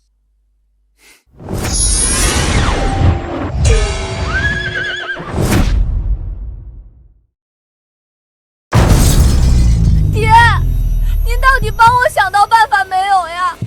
我3天后怎么去赴长乐公主的宴会？难道还要穿着这件旧裙子去丢人吗？方相，若不嫌弃，这裙子我来做。你就是那个厨子御史林峰，我知道你做菜是一绝，可这是做女儿家的衣服，你连绣花针都没拿过吧？行与不行，3天后一试便知。我保证这件裙子绝对能让你在宴会上艳压群芳。本小姐就信你一次，3天后你可千万别让我失望。林老弟，多谢你替我解围，我这就派人去江南加急调上好的成衣来。方相，我是真准备亲自动手给他做一件。你来真的？这女红制衣你真的能行吗？方相把心放肚子里，3天后等我的好消息。这双手掂过大勺，喂过病猪，确实没拿过绣花针。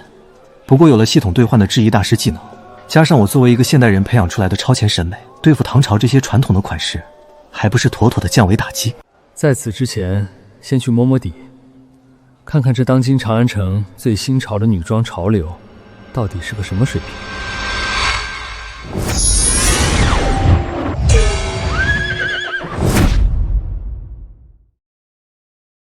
大唐女装的款式翻来覆去也就那几种，毫无新意。不过结合现代的审美和我心里的构想，这裙子的图纸已经有了。就这家吧，看着货挺全。公子快请进，咱们洲际布料最全的，后院就能直接做成衣。您想看点什么？把那匹月白色的云锦拿给我看看。公子好眼光，上好的苏杭云锦，30两银子一匹。你要给府上女眷做衣裳？现在量尺寸，我马上安排人做。不，我买了，不过借你们的后院工作间一用，我自己来。公子，不是老朽多嘴，这云锦料子金贵，您若是不懂行，一剪子做坏了，30两银子可就打水漂了。带路吧。那公子哥要买咱们的云锦，说要自己裁衣服。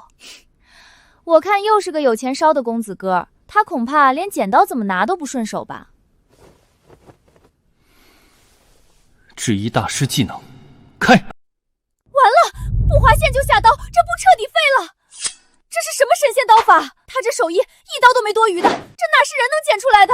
老朽裁了30年衣服，从没见过如此恐怖的手法，这分明是有备而来呀！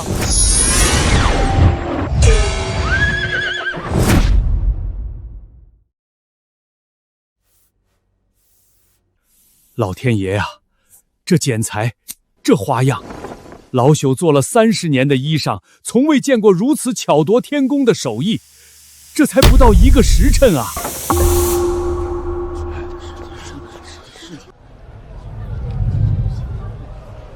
小姐，咱们出来够久了，家里该着急了，咱们早些回去吧。回什么回？本姑娘好不容易才出来一趟，这长安城我还没逛够呢。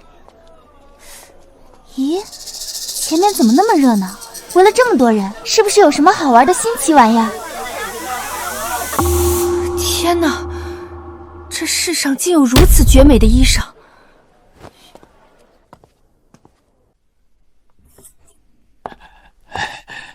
这件裙子我要了。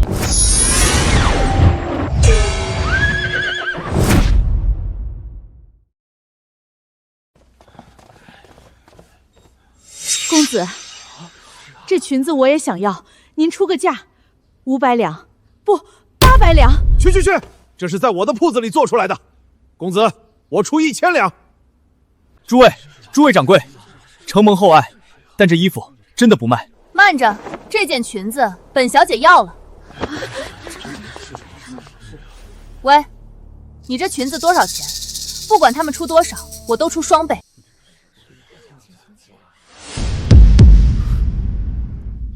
长乐公主殿下，实在抱歉，这件衣服不卖。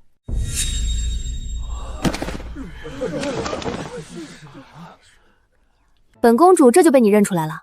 哦，我记起来了，你就是那个林峰。母后天天在我耳边夸你做饭好吃，没想到你连女子的衣服都会做。公主谬赞了，臣不过是闲来无事，随便做做。既然是你随便做的，那就卖给我呗，金银珠宝你随便开口。殿下，不是钱的问题，这衣服是臣特意替一位朋友做的。朋友？什么朋友比本公主的面子还大？我不管，我就要这件。陛下3令5申，朝廷命官不得违规从商。臣若是收了您的钱，便是知法犯法。您总不能眼睁睁看着臣被陛下治罪吧？你，哼，林峰，你给本公主等着，这事没完！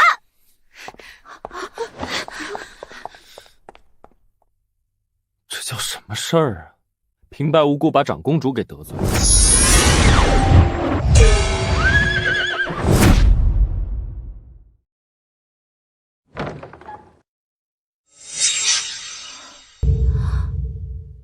天哪，这也太美了。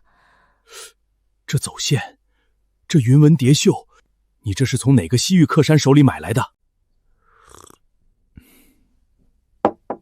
这是我自己做的。什么？你自己做的？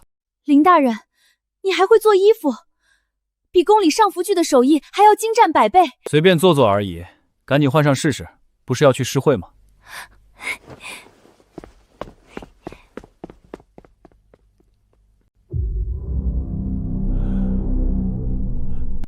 我这身可是刚从苏杭运来的上等丝绸，花了100多两呢。哎呀，还是姐姐的眼光好，这材质果然极佳。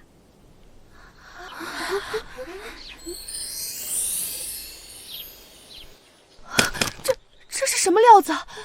这绣工简直前所未见，太美了！若是能穿上这身裙子，长安城第一美人非我莫属。方一珠，你这裙子是不是林峰给你做的？是啊，公主殿下怎么知道？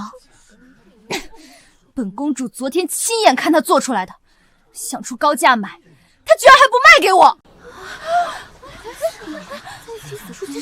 什么？林峰？可是最近京城里风头正盛的那个厨子御史，他不是个做饭和养猪的吗？竟然能做出如此惊为天神的裙子！这可是林大人亲手为我量身定制的，千金不换。快，赶紧备车！我要带足银票去找林大人定制裙子，多少钱我都出。我也去，谁都别跟我抢！不好，这帮疯女人要是全跑去找林峰，本公主得排队排到什么时候去？回宫，立刻回宫！本公主现在就要去求父皇，就算是下圣旨，林峰也必须先给我做一件。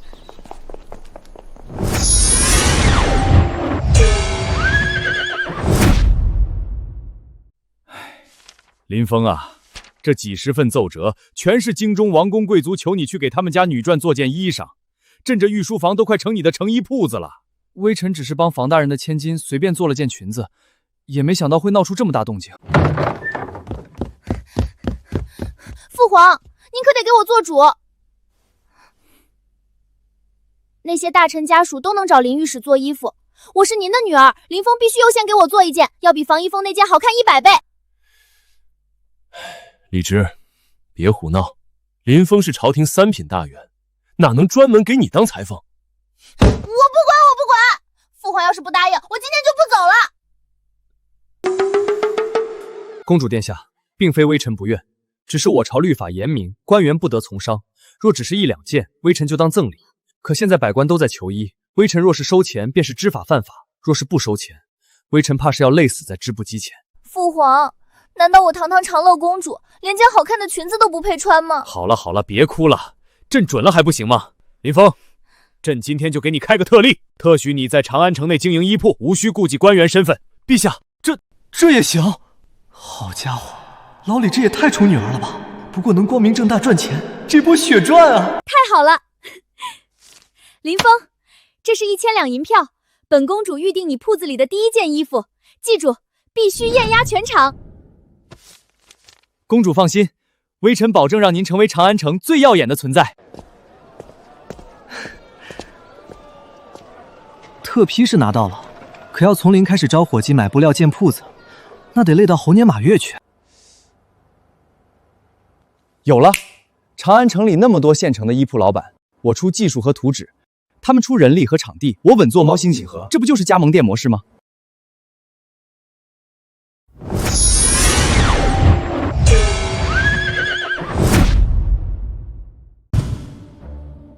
各位掌柜，技术我出，衣服由你们手下的熟练女工来做，利润分红按契约来。林大人名震长安，能跟您合作，那是我们的福气。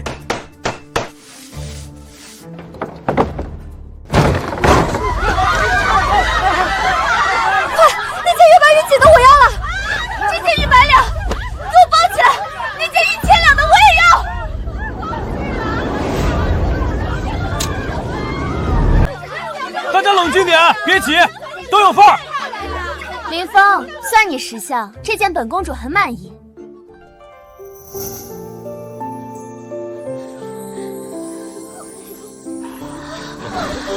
太美了，林大人，我也要定制，就要公主身上这种级别的。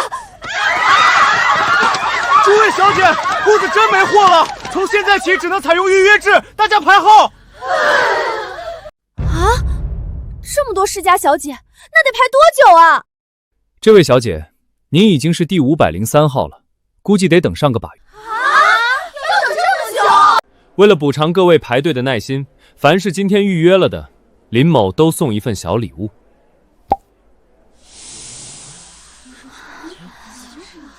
这是什么味道？竟比西域进贡的极品香囊还要好闻万倍。这叫香水，不用佩戴，只需在手腕、耳后滴上一滴，香气便能一整天不散。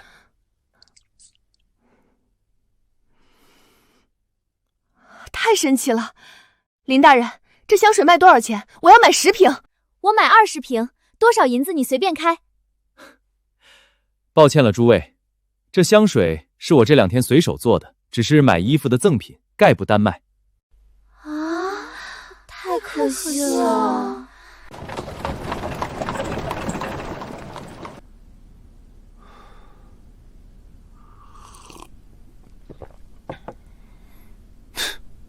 女人的购买力放在哪个朝代都一样恐怖啊！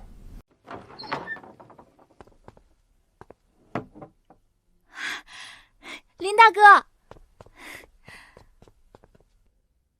林大人，老夫今日特带着小女前来登门拜谢。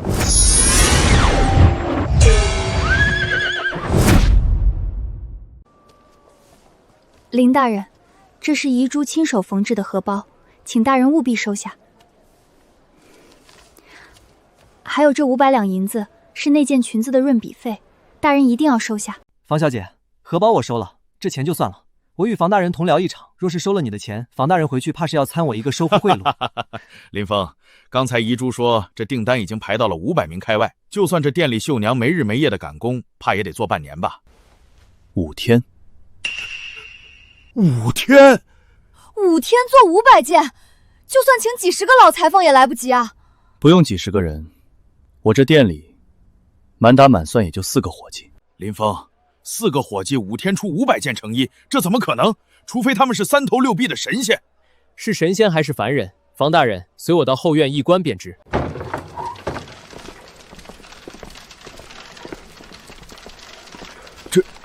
这是织布机，为何与老夫见过的完全不同？这是我改良后的飞梭织布机，他们不需要懂全套手艺，一人负责裁剪，一人负责缝合，效率提升100倍不止。奇迹，简直是神迹！林峰，你可知道这意味着什么？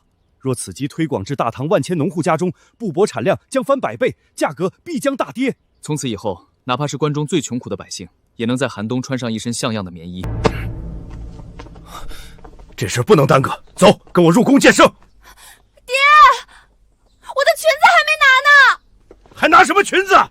这是关乎大唐国运的神器。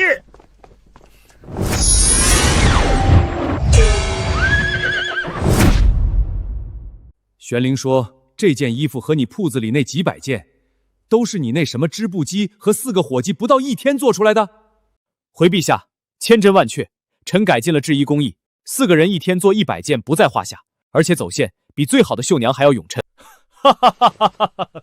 林峰，你可真是一次比一次让朕惊喜啊！这织布机的工艺，你可愿意推广到全国？臣当然没有意见。陛下，如果将织布机建在靠水的地方，还能采用水力驱动，连人工都能省下大半。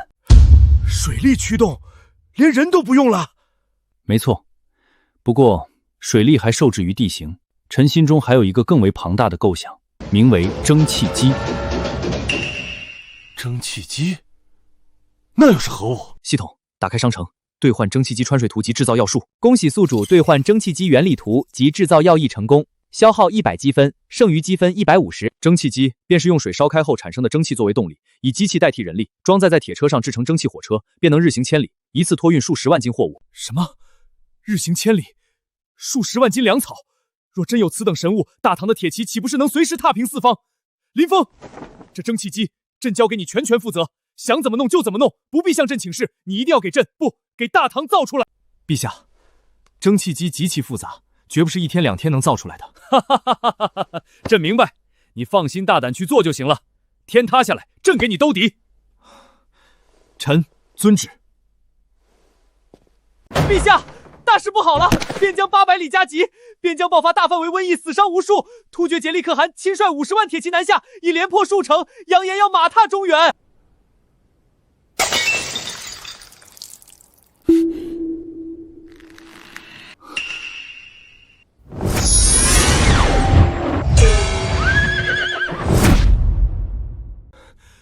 陛下，边疆急报，云州突发大疫，波及整个州府，死伤百姓已逾10万。突厥杰利可汗趁火打劫，率50万铁骑，连破我大唐20座城池。传太医，将他扶下去，好生休养。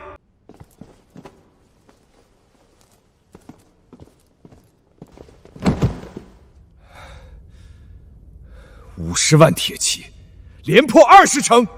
众卿有何良策？陛下，臣以为应当立刻调集天下兵马，挥师北上，痛击突厥，万万不可啊！陛下，兵不此举，无异于饮鸩止渴。你这叫什么话？难道任由突厥铁骑蹂躏我大唐子民？你以为老夫不想打？可拿什么打？突厥休养生息数十年，如今兵强马壮。反观我大唐，这几年先是旱灾，后是蝗灾，如今边疆又闹起疫病。国库早已空虚，如今去打一场举国之战，大唐的底子都要被打空了呀！户部尚书言之有理，此时开战，大唐危矣。陛下，君子不争一时之勇，臣以为应当先派使臣前去议和，徐徐图之，方为上策呀。那户部尚书倒是说说，朕要如何议和，才能让那吃人的50万突厥大军收手？陛下，杰利可汗此人最好女色，且极重颜面。若能以公主和亲，再奉上金银绸缎等重礼，彰显大唐诚意，突厥军心必泄，定会退兵。你要朕拿哪位公主去和亲？臣斗胆。长乐公主殿下若以和亲杰利可汗，必能平息刀割。放肆！大唐的江山什么时候沦落到要靠一个女子的清白来换取苟延残喘了？难道朕真的要为了大唐委屈长乐吗？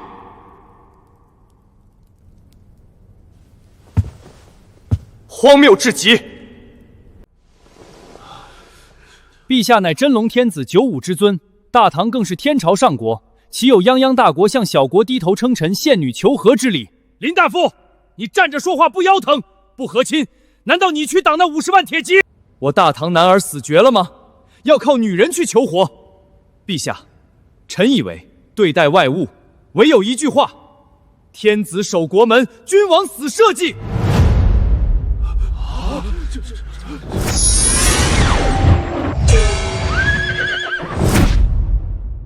哼，林大人，漂亮话谁不会说？天子守国门，那也得有兵去守。你倒是拿出个切实的解决方案来呀！林峰，你这10个字，着实说到了朕的心底。可大唐如今刚逢灾害，国力实在经不起50万大军的折腾了。敢问尚书大人，国库还能调动起多少兵马？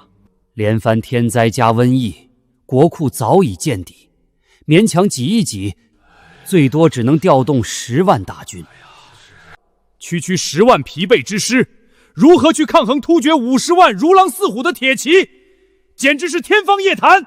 恭喜宿主兑换碎发枪及手雷全套制造图纸成功，消耗120积分，剩余积分30。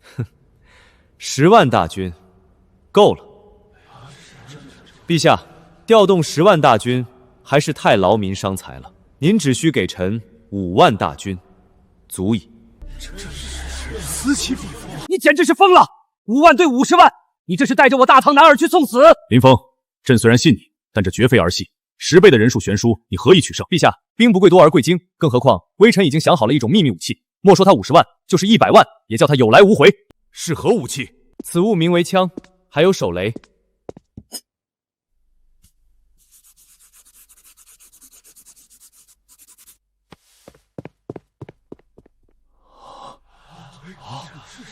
积分花的肉头只剩30了，不过只要这批火器造出来打退突厥，系统精算的积分和属性点肯定少不了。舍不得孩子套不着狼，一根中空的铁管子，加上几块木头，毫无锋刃，这也能杀敌？林峰，这究竟有何用处？这叫木枪，一息之间能射出数十发的机枪，只需扣中击过，便能在100步之外轻易击碎敌人的重甲，取其性命。至于这个铁疙瘩，名为手雷，将其扔进敌阵，落地瞬间便会爆发出极大的威力，方圆10米之内，无论人马，必死无疑。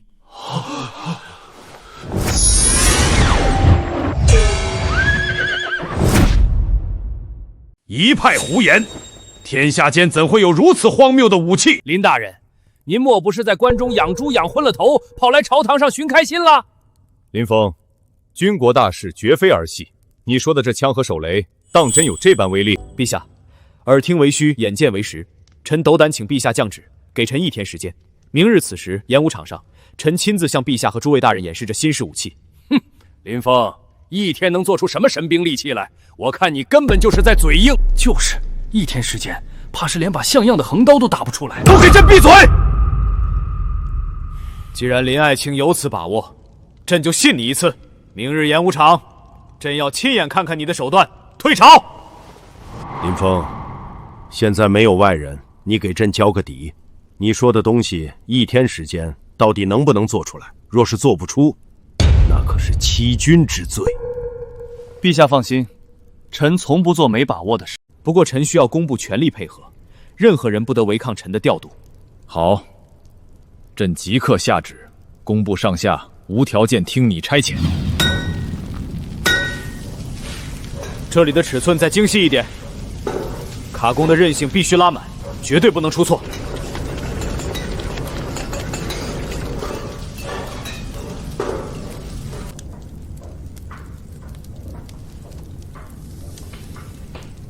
成了，有了这东西，突厥的50万铁骑就是活靶子。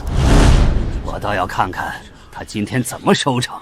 等下若是拿出一堆破铜烂铁，老夫定要参他一本，治他个欺君之罪。林峰，这便是你造出来的枪和手雷。回陛下，正是。这烧火棍一样的东西能是武器？真是荒谬！花里胡哨，林大人，要是这东西连头羊都杀不死，达不到你昨日夸下的海口，那你可就大难临头了。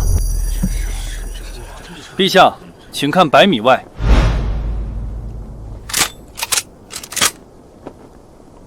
诸位大人，看好了！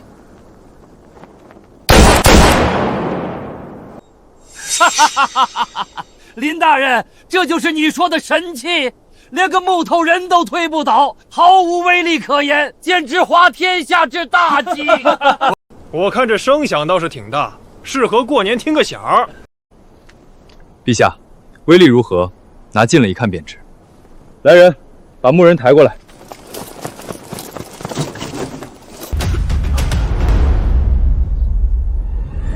快把铠甲扒下来！穿透了铁甲，这怎么可能？老天爷，这等威力，若是打在人的血肉之躯上，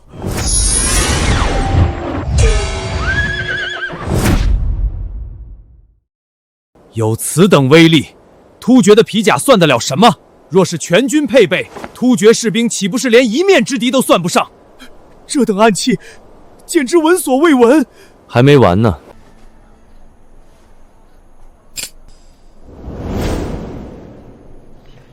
全都蹲下，捂住耳朵。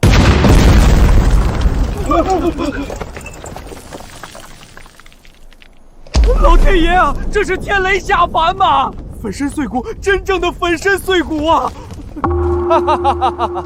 有了这2件神器，区区50万铁骑简直不堪一击。你们谁还有异议？工部尚书何在？微臣在。朕命你集结工部所有能工秒将，全力赶制步枪和手雷。朕只给你10天时间，10天后朕必须看到5万把步枪，10万颗手雷。若有延误，提头来见。臣领旨。都退下吧，林峰留下。林峰，你可真是朕的福星，短短1天竟能造出这等夺天地造化的神器。说了吧，想要什么赏赐？加官进爵，还是金银珠宝？陛下，臣不要金银，也不要加官进爵，臣只有一个请求。你且说来听听。臣恳请陛下准许，让臣带军参战，亲自抗击突厥。好小子，有胆识！这神器是你造出来的，这驱逐鞑子的旷世功劳，自然就得由你林峰来拿。朕准了。臣谢主隆恩。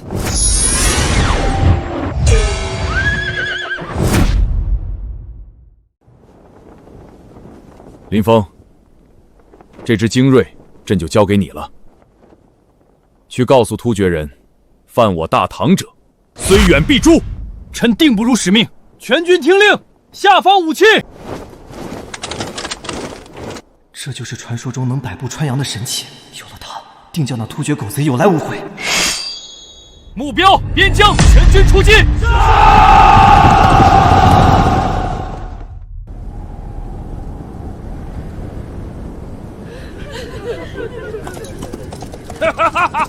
李世民，你这缩头乌龟终于敢露面了！你休要猖狂，拿无辜百姓泄愤，算什么英雄好汉？英雄好汉，我只知道成王败寇，本函数3个数。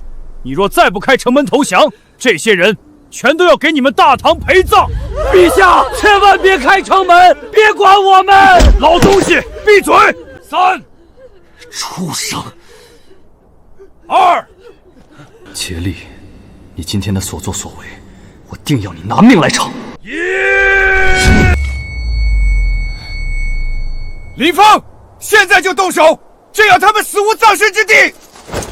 陛下息怒，再等等。还等什么？难道看着我大唐子民被他们屠戮？距离太远，手雷无法发挥最大威力。等他们攻城，我要把他们彻底葬送在城墙下。好，朕听你的。看来你们是不见棺材不掉泪。既然你们找死，本行就成全你们。全军听令，给本行攻城。破城之后3日不封刀。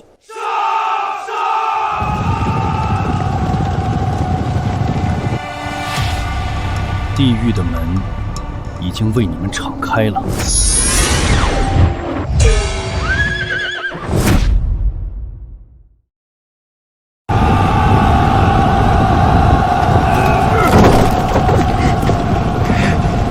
李世民，你们大唐的人是被吓破胆了吗？连一支箭都不敢放。林峰，贼军都要上墙了，再不出手就晚了。就是现在，全军开火，给死去的乡亲们报仇！杀！这是什么暗器？惊铁铠甲竟然被直接打穿了！可汗，上万名先锋军全军覆没了，根本冲不上去，快撤吧！撤！连工程车和云梯都不要了，全军后退！想跑？哪有这么容易？点火！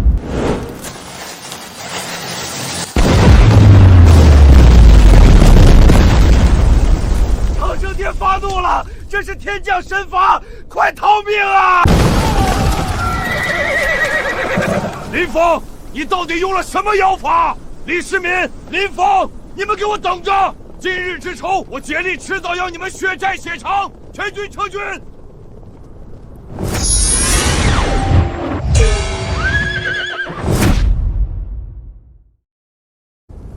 我们打退突厥了！真是太痛快了！一往无前的突厥铁骑，面对这小小的步枪和手雷，竟然被打得落花流水。这只是个开始。林峰，一波打退突厥了，接下来该怎么办？那当然是趁势追击，穷寇莫追。突厥50万大军，哪怕损失了5万，还有45万之众，贸然出城，恐生变故。陛下放心，臣早有打算。不知陛下可敢与臣一同前去？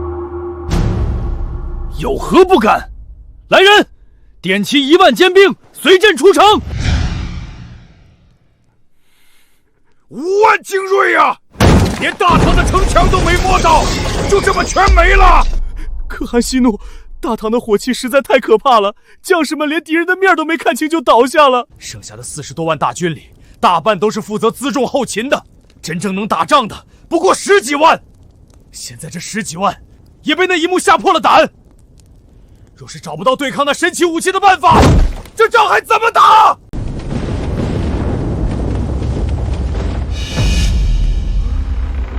怎么回事？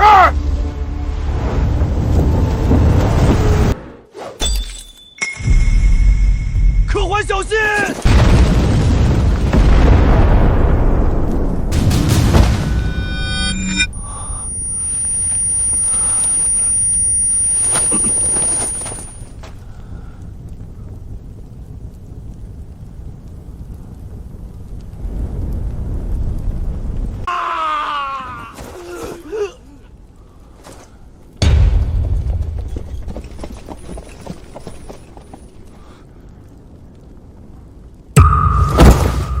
原来你们早就算计好了一切。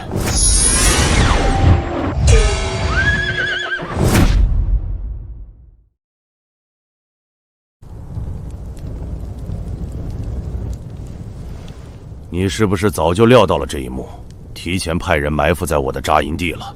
知己知彼，百战不殆。可汗退兵必经此地，自然要为您备一份厚礼。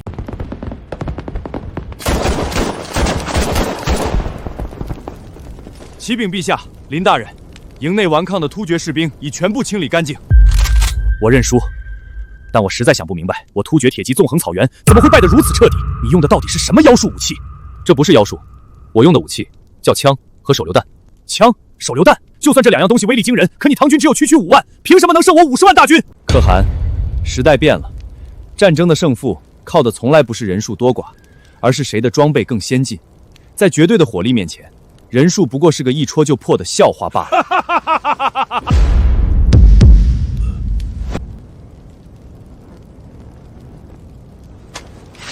竭力以死，大唐万胜！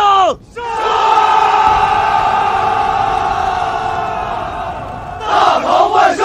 大唐万胜！宿主成功完成抗击突厥重大事件，获得系统积分乘500，当前积分余额830。830，20点属性点。这仗打得值。属性分配：智力+4，体力+5，精神力+4，感知+4，亲和力+3。当前属性：智力91，体力79，精神力78，感知83，亲和力77。剩余属性点0。智力91了，快破100了。体力79，以后起码打仗跑个几天几夜都不带喘的。照这个攒法，离终极躺平变强的日子越来越近了。林芳，这一战的头功非你莫属，若无你的神器，大唐危矣。等回了长安，朕定要重重的赏你。陛下，赏赐的事不急于一时。突厥大患已除，你还有何顾虑？突厥的危机虽然解除了，但边疆的瘟疫还在，若不尽早控制，死伤的百姓恐怕比这场战争还要多。你说的不错，可这瘟疫如洪水猛兽，药石无医，连太医院的御医们束手无策，又该如何解除？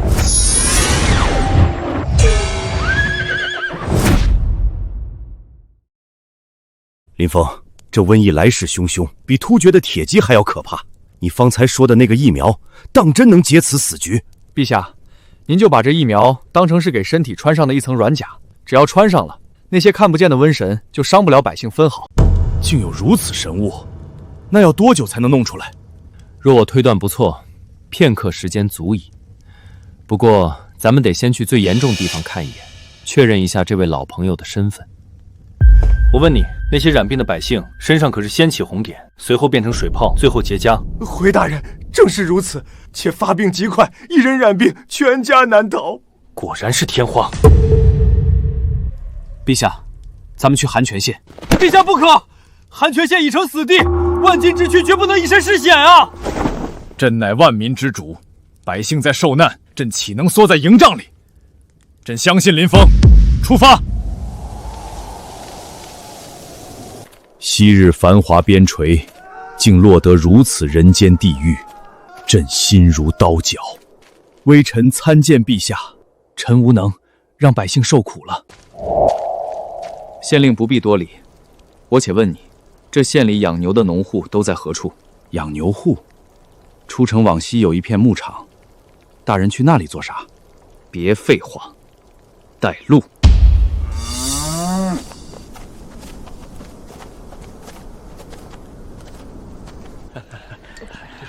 这怎么可能？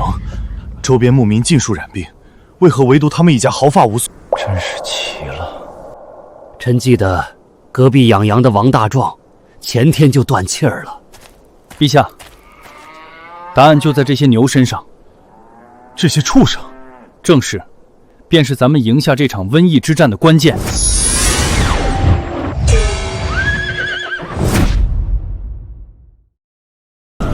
林峰，为何这满县百姓皆染瘟疫，唯独这几户养牛的人家竟能安然无恙？回老李，因为他们整日与牛接触，牛身上会出一种痘，人传染了牛痘，这身子便有了抗体，从此天花不侵。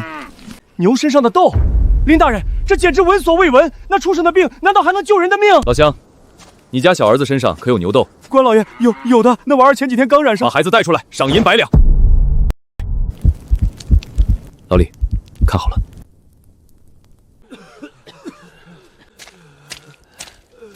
忍着点儿，这是救命的方子。林峰，就这轻轻一划，再煮点畜生的脓水，当真能治这要命的瘟疫？老李，这叫种垢法，只需7天，我保他生龙活虎。把他带下去，好生照料，每天观察记录，如实禀报。如何？身上发热，像是有火在烧。看，他身上长出红斑了，但这精神劲儿似乎比昨日强了些。陛下，草民觉得身上不疼了，也有力气了。你好了？回皇上，草民全好了。林大人真是活神仙转世啊！林峰，仅5天，满朝文武束手无策的绝症，你竟用一根针就给破了。老李，这只是开始。臣林峰请命，立刻制作疫苗，在全国范围内推广种痘法。准奏，朕要让这天下子民从此再无天花之苦。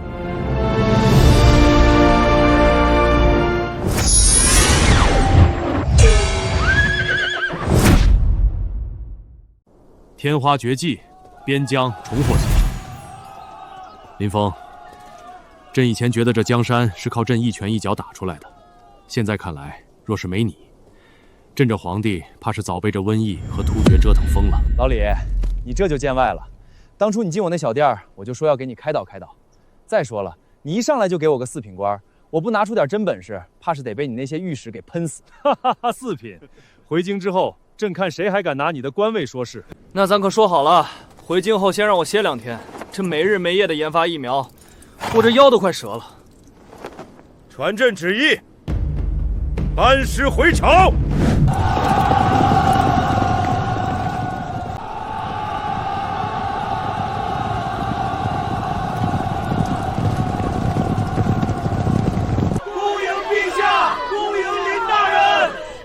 是神仙下凡，救了咱们的命啊！此一去，平突厥，灭瘟疫，林大人真乃奇人也。大唐之幸，社稷之幸。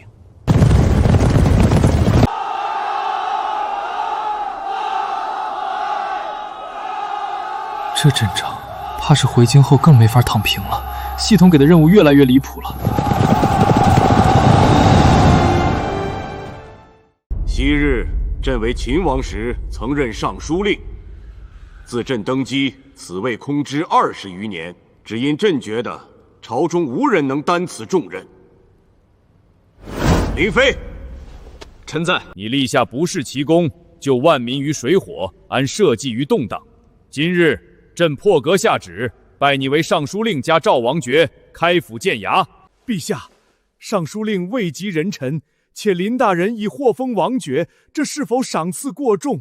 尔等若能灭突厥50万铁骑，能瞬息间解万世之瘟疫，朕也封你为王。陛下圣明，赵王千岁。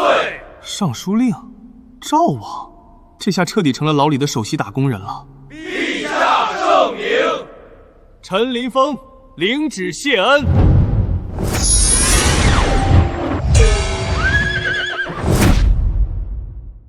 林爱卿，这天下的大业，朕交给你了。老李，既然你这么大方，那我就不客气了。不过当官不是目的，让大唐改头换面才是正事。诸位请看，这叫蒸汽机，是开启新时代只有的钥匙。未来还会有日行千里的火车，更有不需要容力便能织布万匹的机器。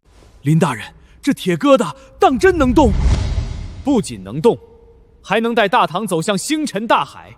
我们要让这世上所有的国家都向大唐俯首称臣。陛下圣明，英王圣明。